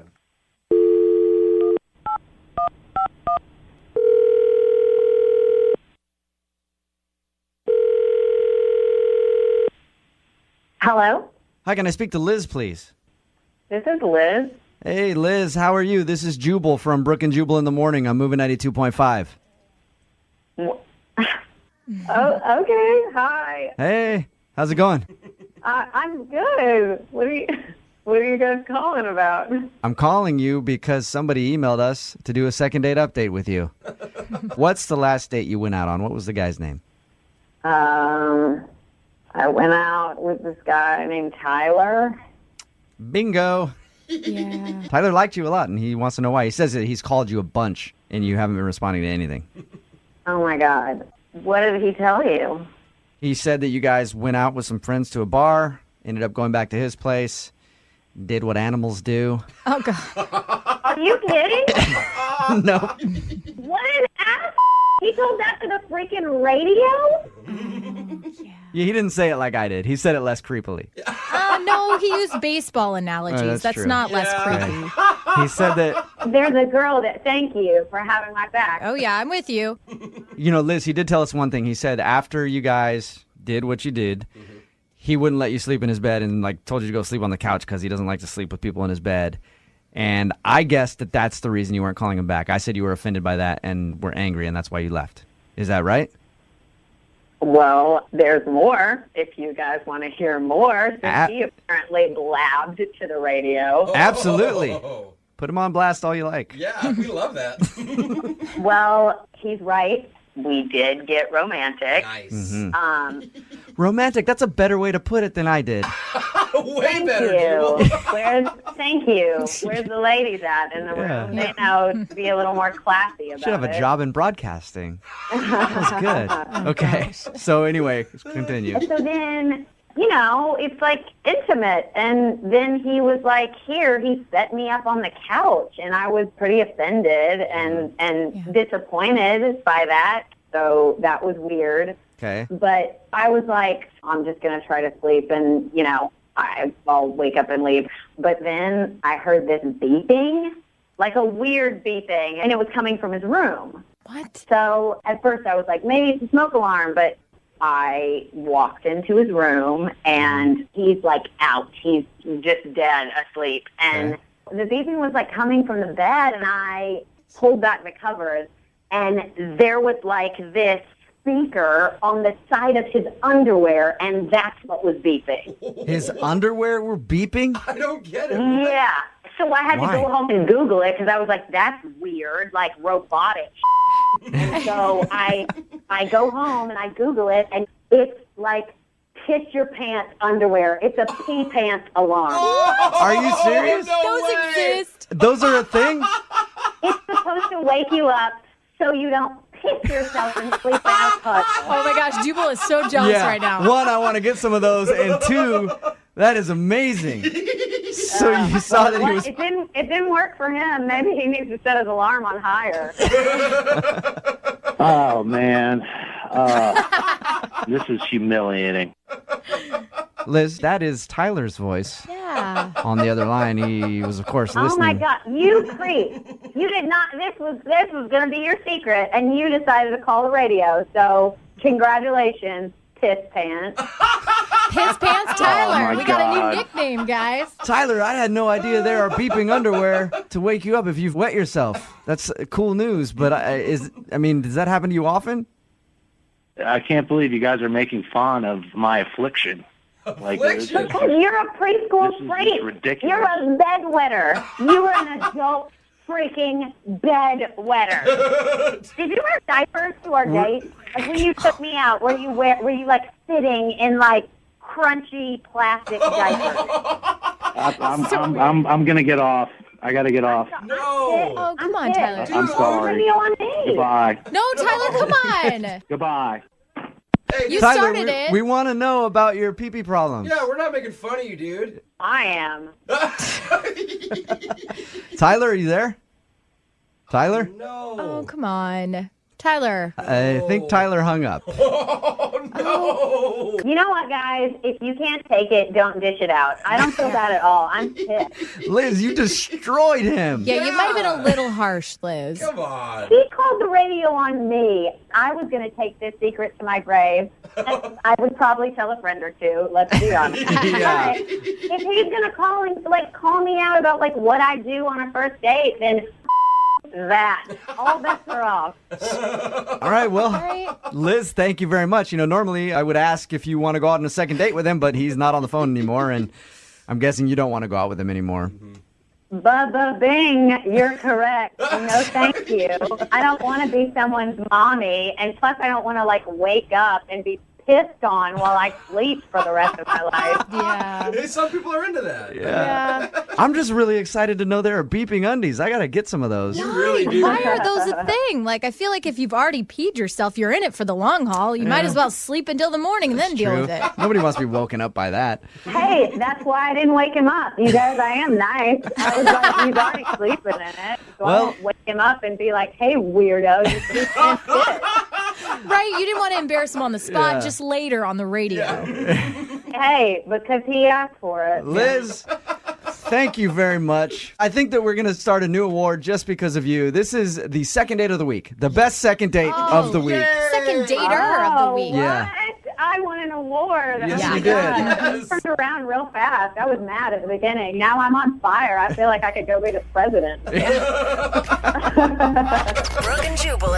Moving 92.5. Brooke and Jubal's second date update. I don't know much about the guy who's on the phone for a second date update today, but I do know this. He's definitely white. Okay. Okay. He went to a farmer's market on his first date. So that's, I'm assuming, but I'm not really totally sure. His name is Jonas. What's up, Jonas? How are you? Hey, how's it going, guys? Good. Are you white? That's not a question that we should be asking people. Yeah, I am. Okay. Oh, Great. Yep. nice. All right. Sorry to perpetuate the stereotype, but Yeah. you did say you went to a farmer's market on your first date, so I just had to assume. How you doing, man? You know, honestly, I've been better. I'm a little bit confused about why I'm not hearing back from Mary. And where'd you meet Mary? Through mutual friends, she used to live here. She moved away for a job, and she recently returned. And so our mutual friend said, hey, you guys would be compatible. So she and I started exchanging messages. Cool. Everything was great, good chemistry via text message. I know that sounds kind of crazy, but, No, you totally. can sort of tell if somebody is has a sense of humor, all that sort of Yeah, stuff. it's important if you guys match well as far as texts go, because that's how people communicate nowadays. If you're with somebody who doesn't text you back or is awkward on text, it's a deal breaker for a lot of people, I think. Totally. Not only that, you don't want to date somebody that has too many exclamation points in every sentence. Yeah. Or, Why are you always so excited? Yeah. You only use emojis. Yeah. One of those people. So tell us about the date. You said you went to the farmer's market. How was that? It was awesome. We were walking around, eating at the different stands. There's a bluegrass band that plays, and so we stopped there and listened to that for a little bit. And then I guess we were sort of inspired by all the good food that we were looking at. And I said, hey, I don't live too far away.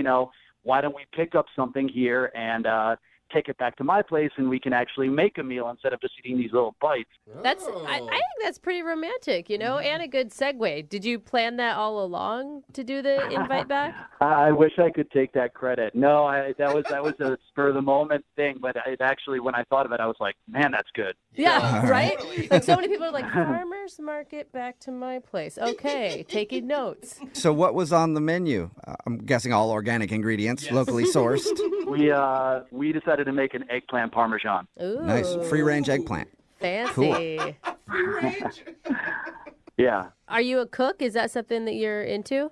Well, I did have to admit to her something that I didn't want to admit once we got back to my place. What's it? What is it? Well, it's actually that I am a terrible cook. Like, I cannot cook. So you lied to her and told her that you could cook, and then you got back there with the ingredients and didn't know what to do? I technically never actually lied. I just did say to her, I was like, I'm really interested in eating this.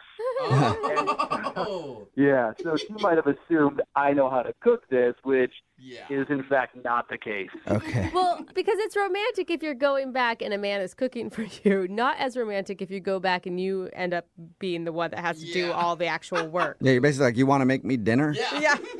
Well, she said she likes to cook, so it didn't feel like I was imposing on her. But like when she got back, she definitely proved that she knew all the technical terms. Like she was talking about broiling something in the oven, and I'm like, your guess is as good as mine. But she knew exactly. You don't know how to broil anything? I think that's at the bottom of the oven. Is that like the bottom part? Top. Just the top. Okay. Yep. Yeah, I don't know what a broil is either. She was a whiz. She was like, oh, I'm going to chop this and mince that. And I was like, I don't know if there's a difference between those two things. And she's like, she sort of sighed and went ahead and did it. But she would give me orders. She was like, just put a pinch of salt. And she was like, no, it's a dash. And I was like, what? Okay. And she said that they're actual technical measurements, a pinch and a dash. A dash to me is Mrs. Dash, that seasoning salt. That's what I would have thought. Yeah, exactly. That's the same to me. It sounds like she's a really well-trained chef almost. She definitely knew her way around the kitchen, and the food turned out great. So I thought we were having a great time. Okay. You thought you were having a great time, but... I was having a great time. Did it seem like she wasn't? No, she said she liked to cook, so I took her on her word. So, I don't know. I mean, how did the actual meal go when you were eating it? The meal was awesome. I went back to get seconds and thirds, and I know she had done a lot of work to make the meal, so I didn't ask her to go and get me seconds or thirds or anything like that. Okay, that's Why nice would that of even you. cross your mind? Of course you're going to get your own damn food. Yeah, I mean, she made the whole meal, so it's she's been on her feet preparing it. I just didn't want her to have to get back and get a second and a third for me, so I wanted to help her out that way. That's nice of you. Yeah. How did everything Wow. end? So much chivalry. Things were going so well that I asked if she wanted to stay and watch a movie and chill. She said she had plans that afternoon, and so I respected that. Has she answered any of your phone calls or text messages? No, and that's weird because when we were first texting, when our friends linked us up, there was never a period in which she took more than 3 hours to respond, and now it's been a while, which is confusing. She definitely is blowing you off then. Yeah, that's the vibe I'm getting, but it doesn't make sense to me. You can't think of anything that happened during the date that would make her not want to talk to you. The only thing that I can think of is that she might have been turned off by the fact that I made her cook everything, but, she did say she likes to cook, so the options seem pretty clear at that point. You know what I'm saying? All right. Well, we'll play a song and then come back and call her and get your second date update, okay? Okay, thank you. All right, man, hang on. Moving 92.5. Brooke and Jubal in the mornings. Second date update. If you're just tuning in for today's second date update, Jonas is on the phone and he wants to call Mary. They got set up through mutual friends, went to a farmer's market, bought a bunch of food, went back to his place because he said, let's cook this stuff. But then she found out that he can't cook, so she cooked the meal herself, basically. He said that everything went great. The only reason he thinks he's not getting a call back is because she had to cook all the food, and maybe she feels like he lied to her and tried to act like he knows how to cook when he doesn't. And you know what I think the problem is, Jonas? After she did all that work, you didn't tip her. What? You should have at least given her a tip. That's right. You know? You always you're awful. Yeah. Wait, is that like something I should have actually done? No, God, no, No. Jonas, no. That would probably be definitely the reason you're not getting a call back if you had tipped her. But it does bring up a good point, Jonas. Did you thank her profusely for making the meal? Oh, yeah, totally. And throughout as well, yeah. Well, and you got second and thirds and whatever, so that also shows that you liked it, right? Absolutely. I mean, I even gave her a high five because the eggplant, it was like perfectly cooked, and I have no idea how you would even begin to perfectly cook an eggplant. You know, that's like... Well, it's easy to get a spongy eggplant if you do it wrong. Yeah, honestly, I wouldn't know about that either. All right. Well, you got to learn your way around an eggplant a little better. It will help you out with a lot of things. All right. Oh, my God, where have we gone? I'm dialing her phone number right now, Jonas. Here we go. Oh, all right. I just hope she actually answers.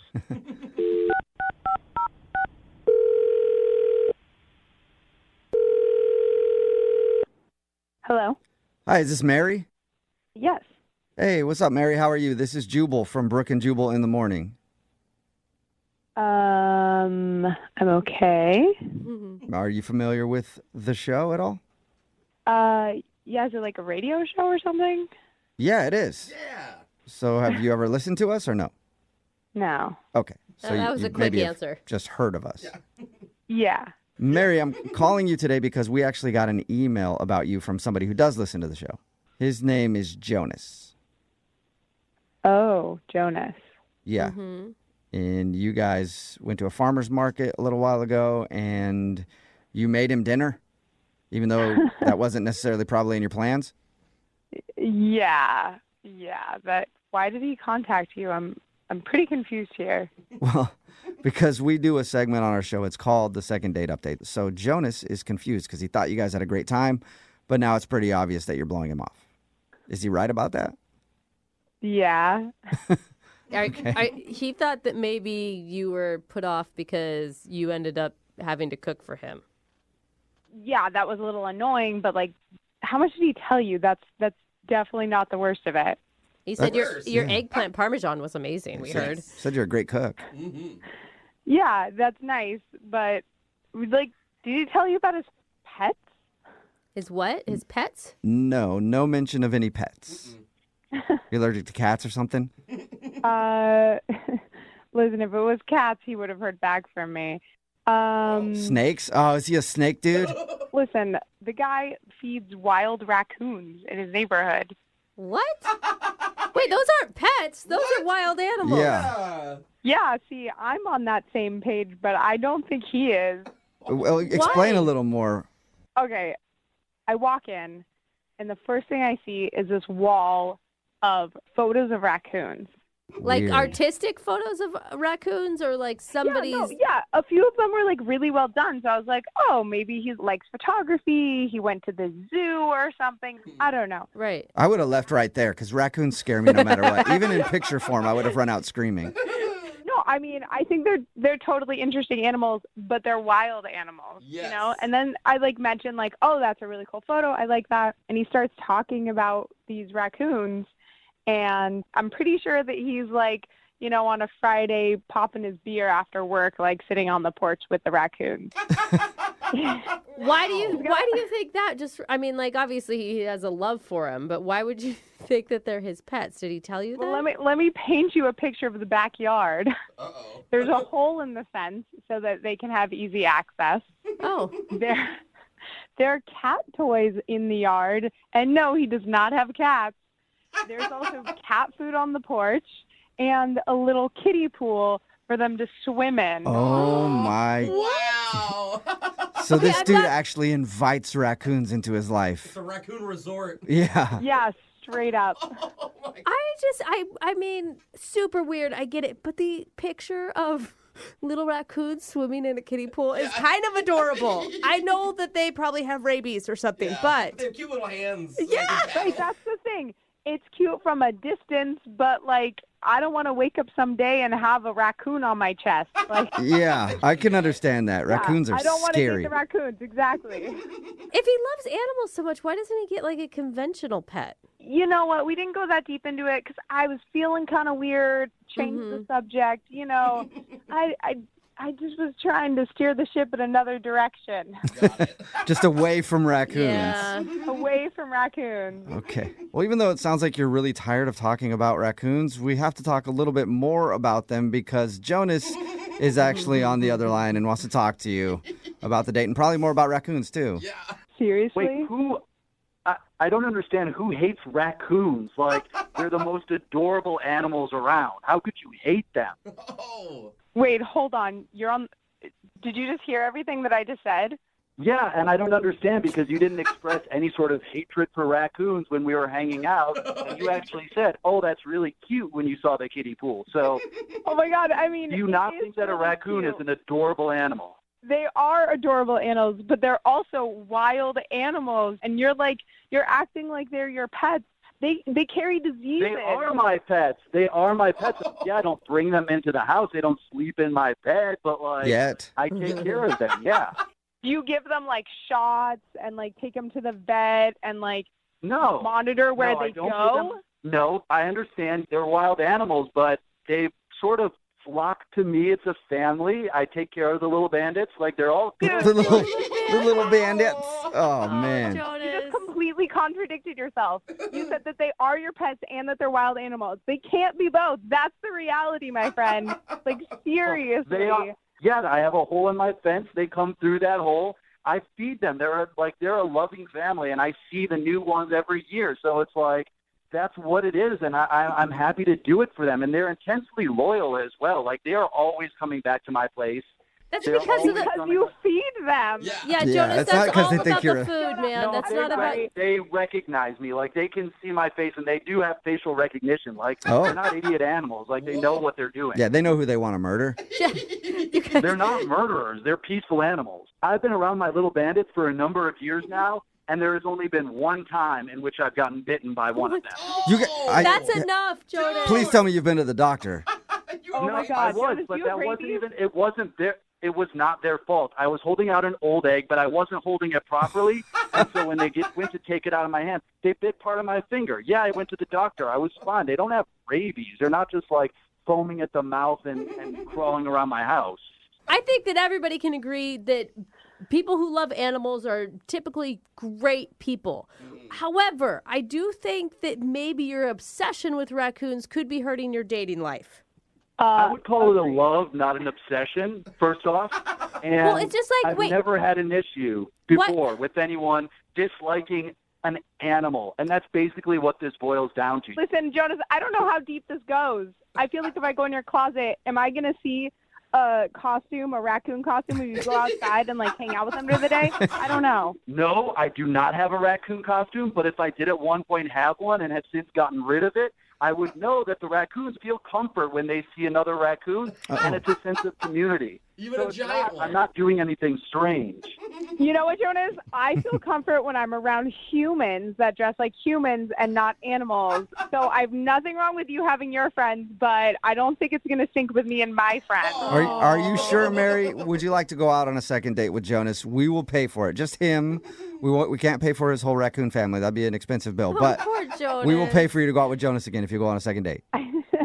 I don't know why you're even asking me this question. No, I can't. I'm sorry. I don't think there's enough room for me and all of Jonah's little bandits in the relationship. Mary, I hear what you're saying, but I'm going to give you another option before you give me a final no. Here it is. You and I go back to the farmer's market. We get a meal. I will certainly do my research beforehand so I can help you prepare it. And then afterwards, we can go outside. I can introduce you. You can get to know them. Before you make a decision as to whether or not you want to be friends with them, I think you should know them. Second date, he already wants to introduce you to the family. Oh, Mary, are you sure? Mary, I think that's a good proposition. I mean, what if the craziest thing happens and it's not as strange as we all think it is? Or one of them could jump up and scratch my face off. I think the likelihood is low. Mary, that's not going to happen. Again, they've only bitten me once. And that was because of a bad egg, Mary. There you go. You know what, Jonas?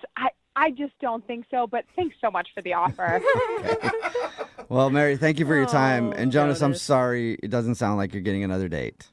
hey, I don't want to date anyone who can't appreciate this friendship. So there you are. Okay, well, text in at 78592. Do you want to hang out with Jonas and his raccoons? Oh, the bandit. We'll see if we can find you somebody. I'm sure there's somebody out there for you, Yeah, Jonas. there probably is, and I don't want to meet him. Brooke and Jubal in the morning. Text in at 78592 and says, she doesn't deserve a guy who loves animals like that. I'm glad they're not going out again. They're not animals, they're raccoons. They They're are evil. animals. They are evil creatures. A lot of people love them, Jubal. I know, but they shouldn't, because raccoons don't love you. Right. They will kill you. Oh. Talking about today's second date update. If you missed it, this dude Jonas wanted to call a girl named Mary. They met at a farmer's market, and he thought the reason that she wasn't calling him back was because he said that he could cook, but they went back to his place, and then he had to admit that he couldn't cook any food at all. So she pretty much made dinner. But when we got her on the phone, we found out the reason that she wasn't calling him back was because Jonas's best friends are a family of wild raccoons that he invites to come into his backyard. He feeds them. He leaves toys for them.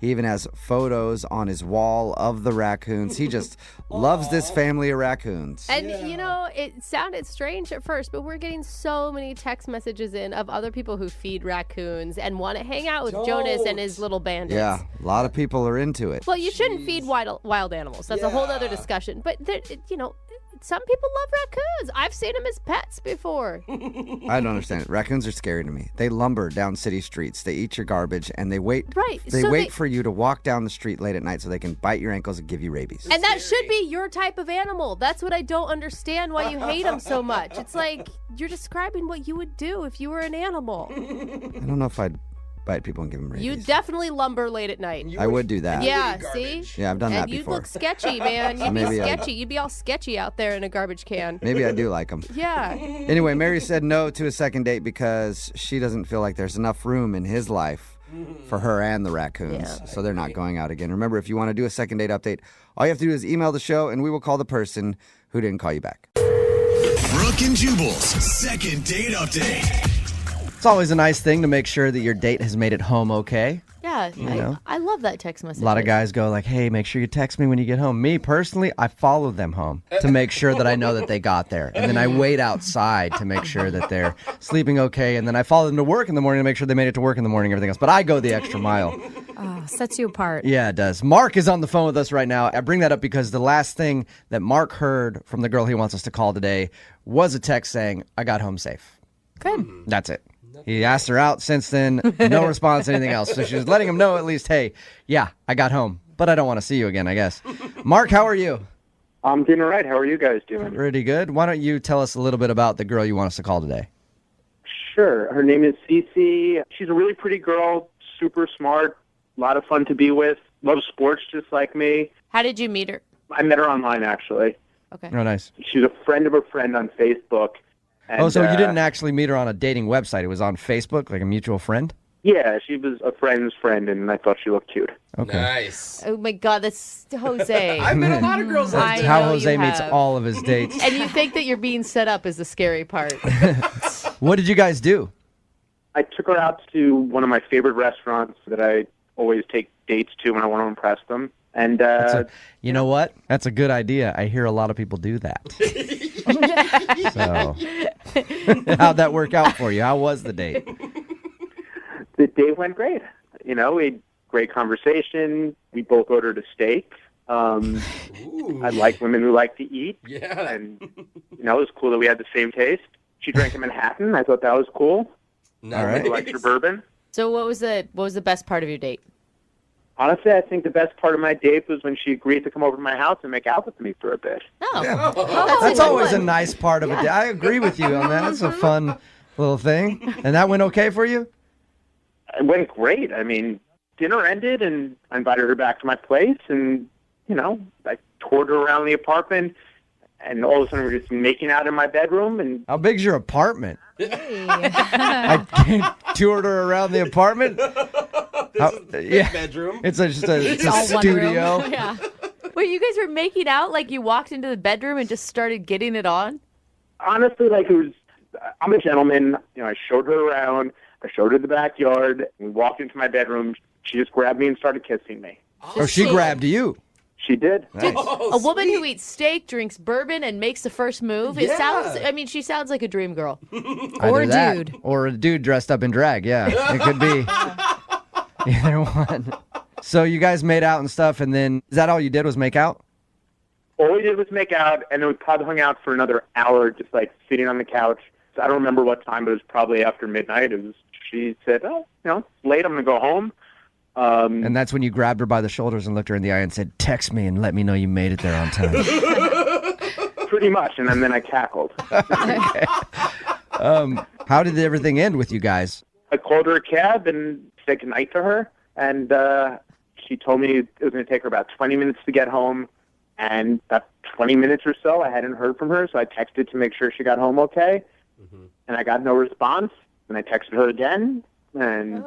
How many times did you text her to make sure that she got home okay? 6 times, and I know that 'cause I went back and counted later.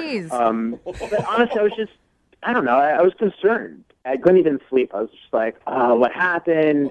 Is she okay? I don't know. I didn't sleep all night. I was so nervous about it. I can understand being concerned.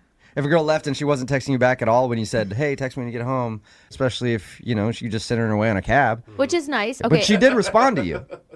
She responded to me the next morning at 7 a.m. Huh. Okay. And she said, "Yep, got home fine, thanks." And that's it. Yeah, nothing about thanks for the great date or whatever. It was weird. It's weird to me that she waited till the next morning to text you back at all. I mean, if she was just going to ignore you, why not just completely ignore you, not wait till 7:30 the next morning? Yeah.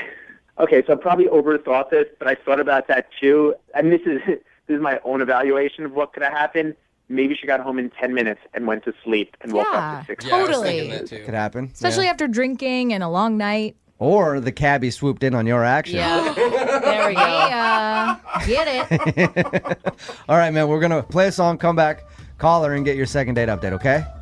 Okay, thanks, guys. All right, hang on. Moving 92.5. Brooke and Jubal in the mornings. Second date update. Hey, Mark. I never officially asked you. Did you even ask Cece, the girl that you want us to call today, out on a second date?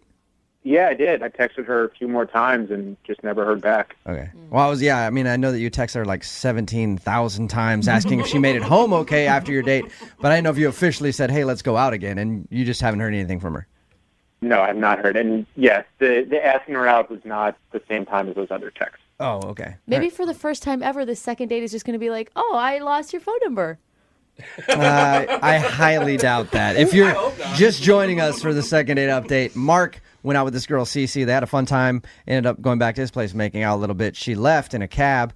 He texted her like, "Hey, let me know you made it home okay." Didn't receive anything back until the next morning, and all he got was, "Yep, I made it home." And she won't respond to anything else. All right, man, you ready to give her a call? I am. Okay, here we go.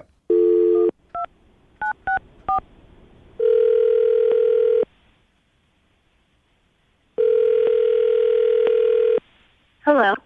Hey, is this Cece? Yes. Hi, Cece. How are you? This is Jubal from Brooke and Jubal in the morning on Moving 92.5. How are you? I'm good. What's going on? Nothing, just on my lunch break. Nice. Are you familiar with our show? I've heard you a couple times, I guess. You heard us a couple times, you guess. Oh. Perfect.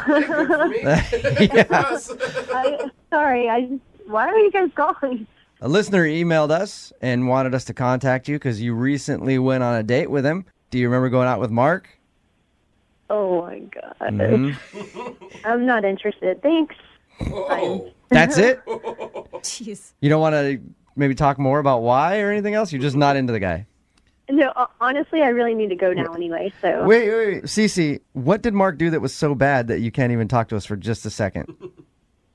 Like I promise, we'll get you off the phone quickly if you have to go somewhere. I mean, it's just kind of a long story. Yeah, but it's a long story that everybody wants to hear. Okay, so we talked to Mark a little bit. He told us that you left his place, took a cab home, and he was texting you like, "Hey, let me know you made it home all right." And he texted you a bunch of times. Finally got a response from you the next day that was like, "Yeah, I made it home."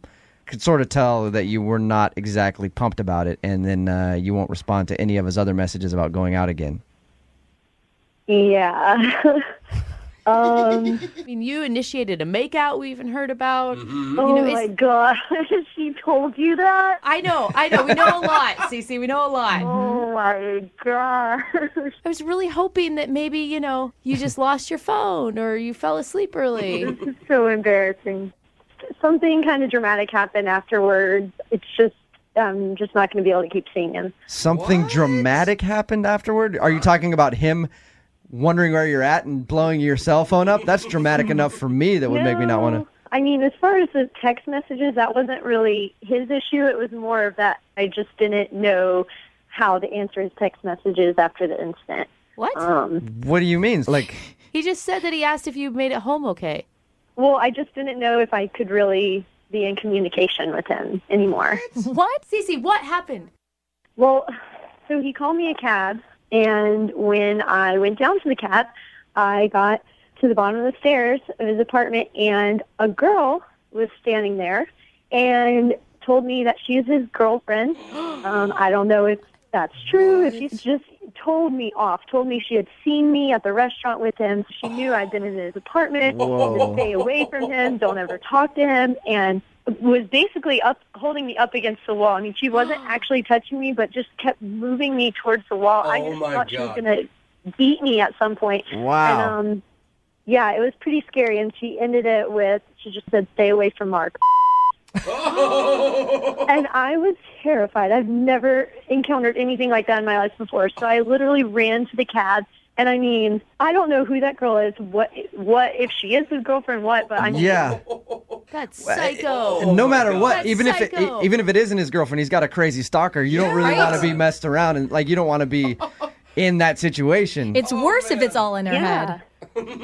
Wouldn't you be curious, Cece, to know if it is his girlfriend or if he's just like some crazy girl? I mean, I don't know. If it is his girlfriend, then I don't want to talk to him. And if it isn't, and it's some crazy ex, I mean, I still don't want to talk to him because, I mean, maybe she's tracking his phone calls. Weird. Maybe she's tracking, I don't know. Like, how did she even know that we were out to eat? I don't know. I'm scared, and I just would rather You just told me in either situation you wouldn't want to talk to him. Yeah. Which is hard for me because he's actually on the other line listening and wants to talk to you. Oh, my gosh. I'm really sorry. I swear I had no idea about anything about this. This is crazy. It actually sounds really awful. I'm so sorry. Do you have a girlfriend? I don't have a girlfriend. So then who's outside of your apartment confronting your dates claiming to be your girlfriend?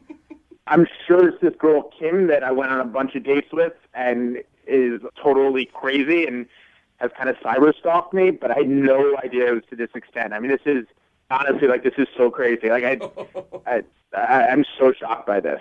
I mean, I was the one who was shocked. We had a pretty good night. I walked downstairs, and I'm basically attacked, verbally assaulted by some girl.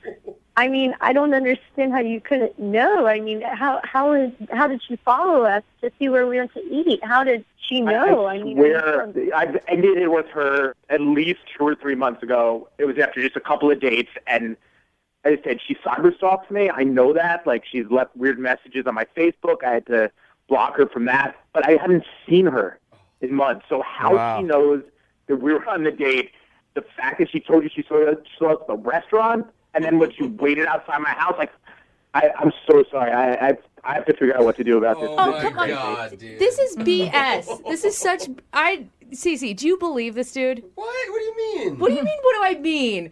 That's not his girlfriend, and he's not just making an elaborate lie to make up the fact that it really is his girlfriend?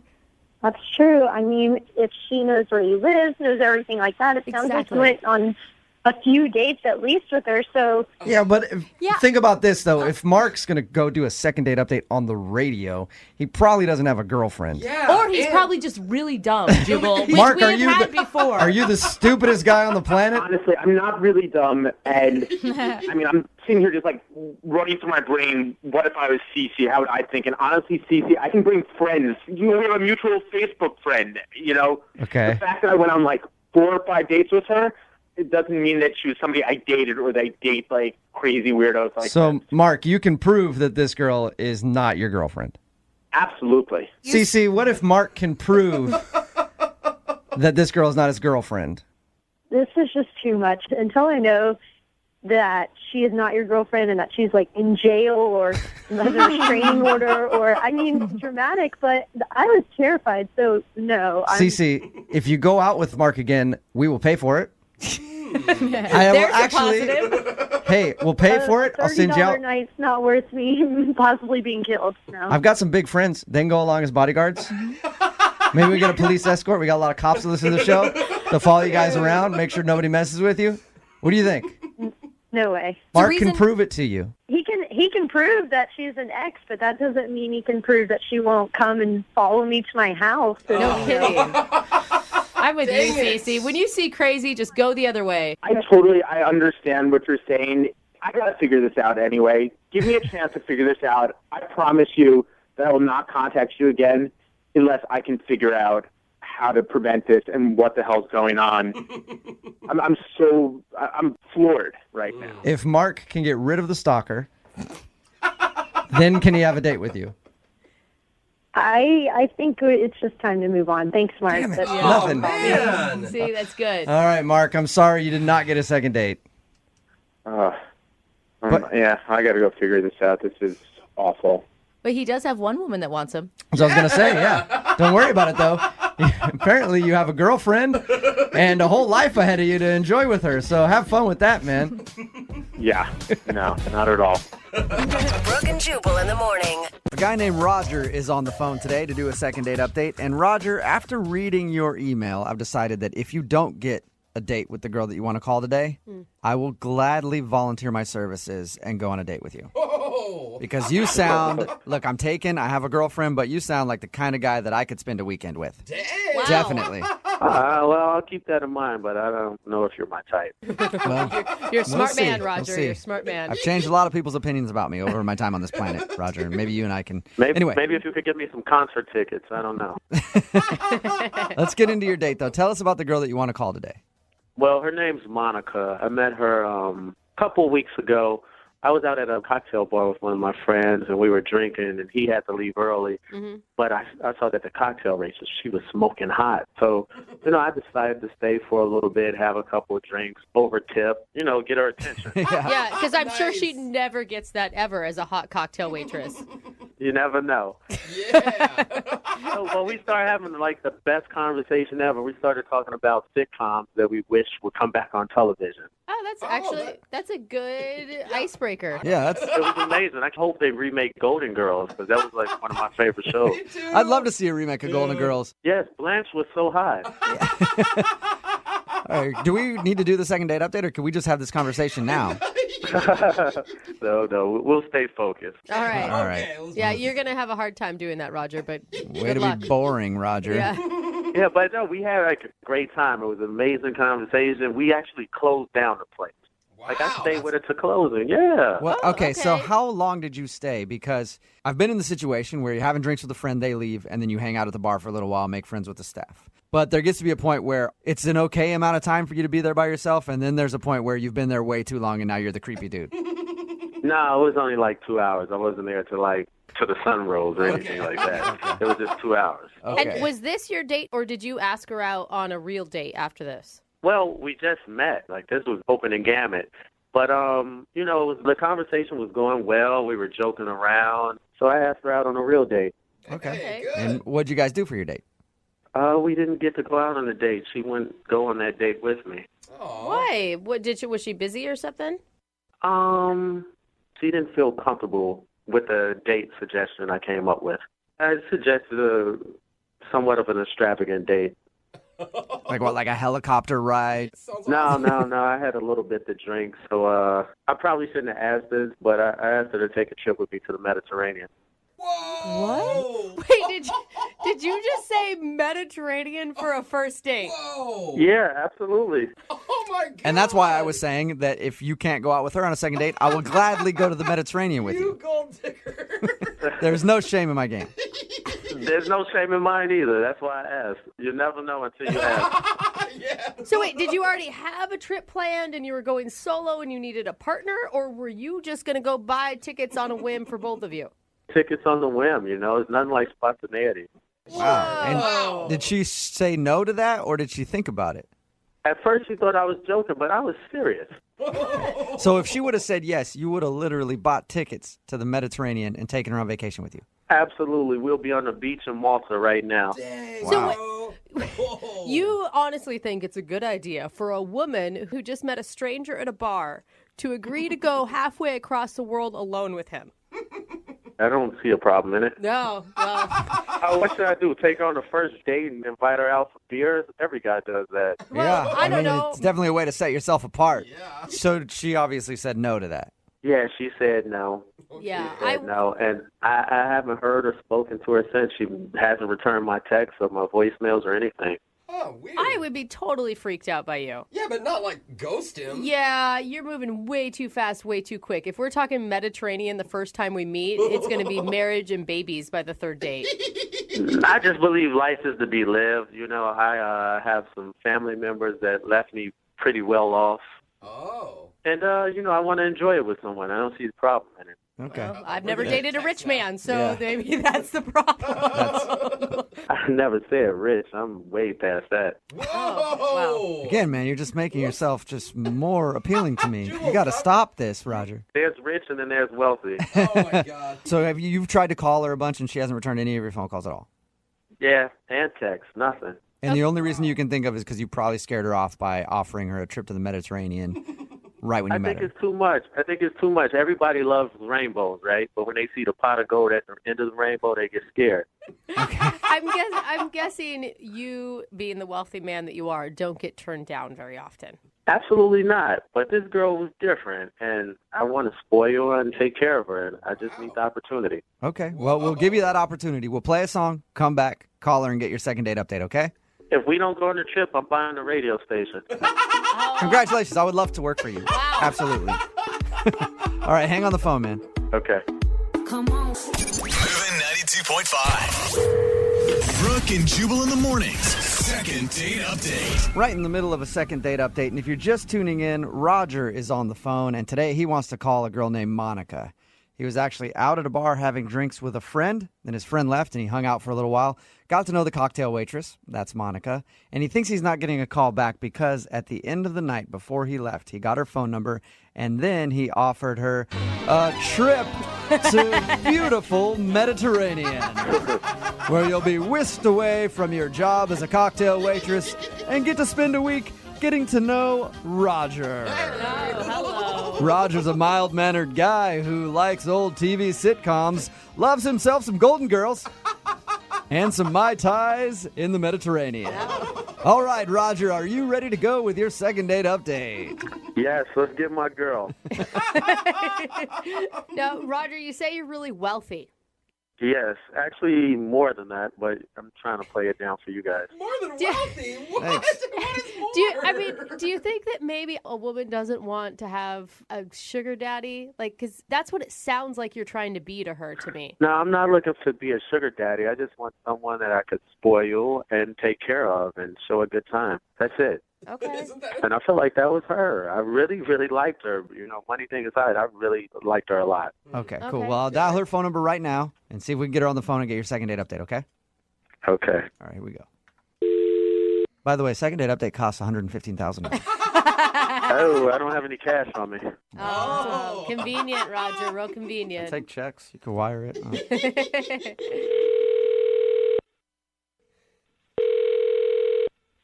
Hello. Hi, is Monica there? This is Monica. Hey, Monica, how are you? My name is Jubal, and I host a radio show called Brooke and Jubal in the morning. Are you okay? What can I help you with? Well, I wanted to call you today because I actually got an email about you from one of our listeners. You probably have the wrong number. Are you a cocktail waitress? Yes. Okay. Did you meet a guy the other night at the bar who offered you a trip to the Mediterranean? Is this a joke? No, it's not. That's very specific stuff, and that's the Monica that I'm looking. It's very specific. That's why I'm a little freaked out. So, how do you know all this? Well, I know all that because we actually talked to that dude. Who are you? Yeah. Jubal from Brooke and Jubal in the morning. It's a radio show. That statement didn't make it more normal. Yeah, okay, and there's a lot of people there. So, I don't understand what's... pardon me. I don't know. This seems like this is very strange. We do... I'll explain. We do a segment on our show called the Second Date Update. Okay. It's where if you go out on a date with somebody and then don't call them after, they email us to see if we can get you on the phone and find out what happened.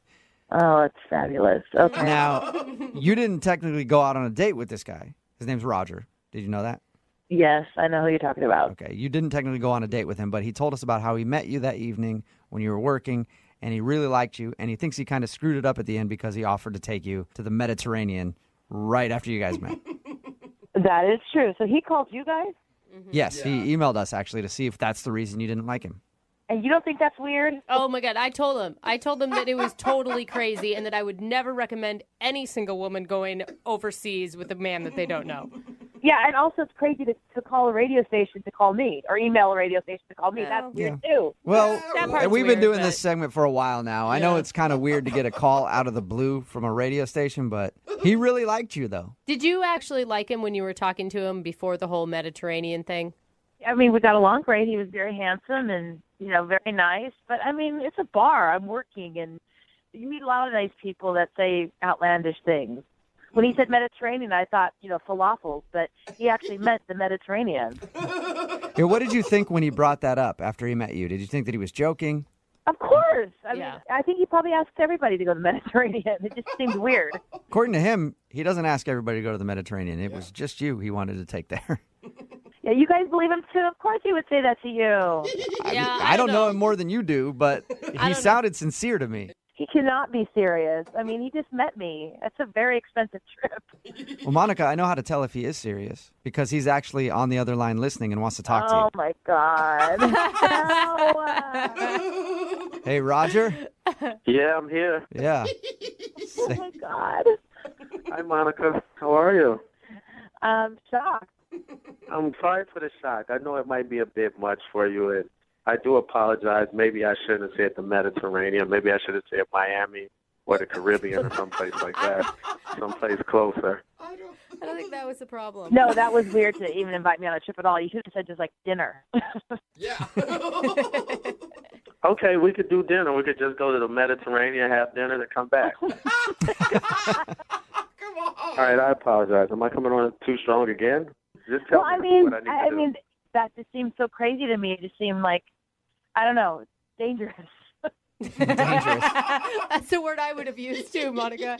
Dangerous in what way? Do tell. Go with somebody I just met to the Mediterranean. I mean, What's dangerous about that? That doesn't seem odd to you? Listen, I apologize. I know you don't know me that well, but I'm a man of means, and that's just something that's normal for me to do. Take a trip, go here, go there. No big thing. But I think you're a very special girl, and I want to show you that. Wow. I appreciate that, and I mean I'm not in any position to just take off, and I'm happy for you that you can do that. It just seems. Listen, if there's a problem about taking off from work, I could buy the restaurant and give you all the days off you need. Oh my God. That sounds crazy. Doesn't that sound crazy? Yes, but there's part of me that wants to tell you, go, and there's another part of me that wants to say, Roger, you can't just buy women. That's not how it works. I'm not trying to buy love. I'm trying to buy a restaurant. Two totally different things. Monica, you got to give it to Roger. He's at least funny. He's very funny. That's why we talked so long that night. All right, well, I propose a compromise. Let's go out on a date. I would, but it seems you seem very extreme. And Wait, hold on. You haven't heard my whole entire offer. We won't fly or go anywhere. 1. And 2, if you like the date or not, or we'll see each other again afterwards or not, I'll give you a car. Any car you want. What? Oh my God. No way! What? No, Roger. Yeah, and if you think it's a joke, I'll put the car in your name. Oh my God! Do no not way. take. You can't take that. She'd feel forever indebted to you. That's not a way to start a healthy relationship. Well, what's a good way to start a healthy relationship? Get drunk and hook up in the back of a car? There's other options. Listen, I'll show up to the date in your new car with a ribbon and bow around it, and if you don't like me, I'll have my chauffeur pick me up and take me home. Oh my God! That is quite the offer. There is no way you're serious right now. I'm totally serious. I'll send the deed to the radio station. They can see that it's in your name, and I'll send the title of me to the radio station. They can verify it, and if you like or don't like me, the car is yours, no matter what. Oh my So you're offering her a car for a date.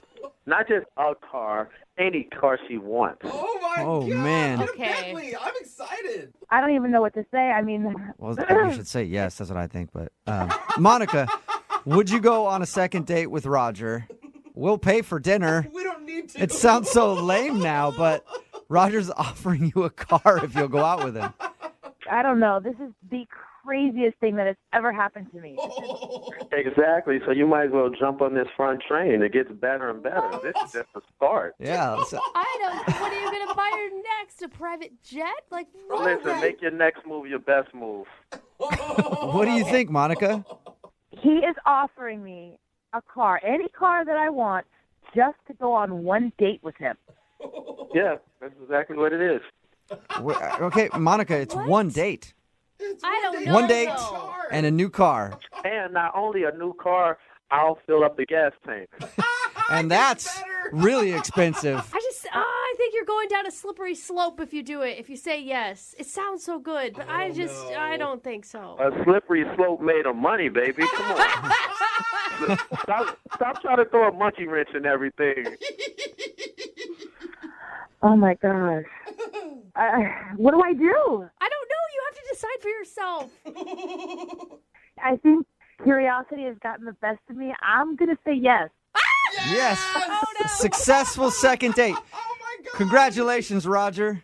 Thank you very much. Yeah, and Monica, even more congratulations to you. We don't get a lot of people saying yes to the second dates because they're usually weird. I guess what it takes is somebody getting a car in order to make it happen. Just got to make an offer they don't refuse. Yeah. I am freaking out right now that this is actually happening. Well, will you guys keep us updated on what happens, please? Okay. And will you send us pictures of your new car? Yeah, I want to ride. Oh my gosh. We'll see. All right. Well, hey, Roger, before we go, I do have a question for you. Yes. Do you need any friends? You're so thirsty. You guys are my friends now. Okay. Brooke and Jubal in the morning. See, I told you. Everybody texting in at 78592 right now wants a date with Roger. Yeah, old married people, young single people, everybody. Yep. Everybody. Straight dudes willing to go gay for Roger. Yeah. Every woman wanting to go out with Roger. If you don't know who Roger is, he's from today's second date update. He wanted to call a girl named Monica. His first date, he offered her a trip to the Mediterranean. She said no and was like, that's weird. We talked to Roger. I guess he's very, very wealthy. Yeah, he lets you know Yeah, a he has lot. no shame in telling you how much Yeah. money he has. And he got a second date, which doesn't happen a lot in the second date updates. But he got the second date by saying, here, if you go out with me again, I will show up to the date in a brand new car. You can have the car. Even if we don't go out again, the car is yours. So he bought her a new car to go out on a second date, and she said yes, which I think is good. How much you want to bet he shows up in like an old beater? Like, Exactly. Just buys her a nasty old truck. Yeah, he's like, we gotta Or push he it to just start, but... he does like some zero, interest or zero down, and then she has to take over all the Like payments, take over the payments, or something. yeah. For the next 45 years, Yeah. she's paying on a car. I got you a new car. I mean, I didn't pay for it or Anyway, anything, but we'll try to keep you updated on this date situation because it's very, very interesting. Remember, if you want a second date update, all you have to do is email the show, and we will call the person who didn't call you back. We don't promise a free car, though, with it, okay?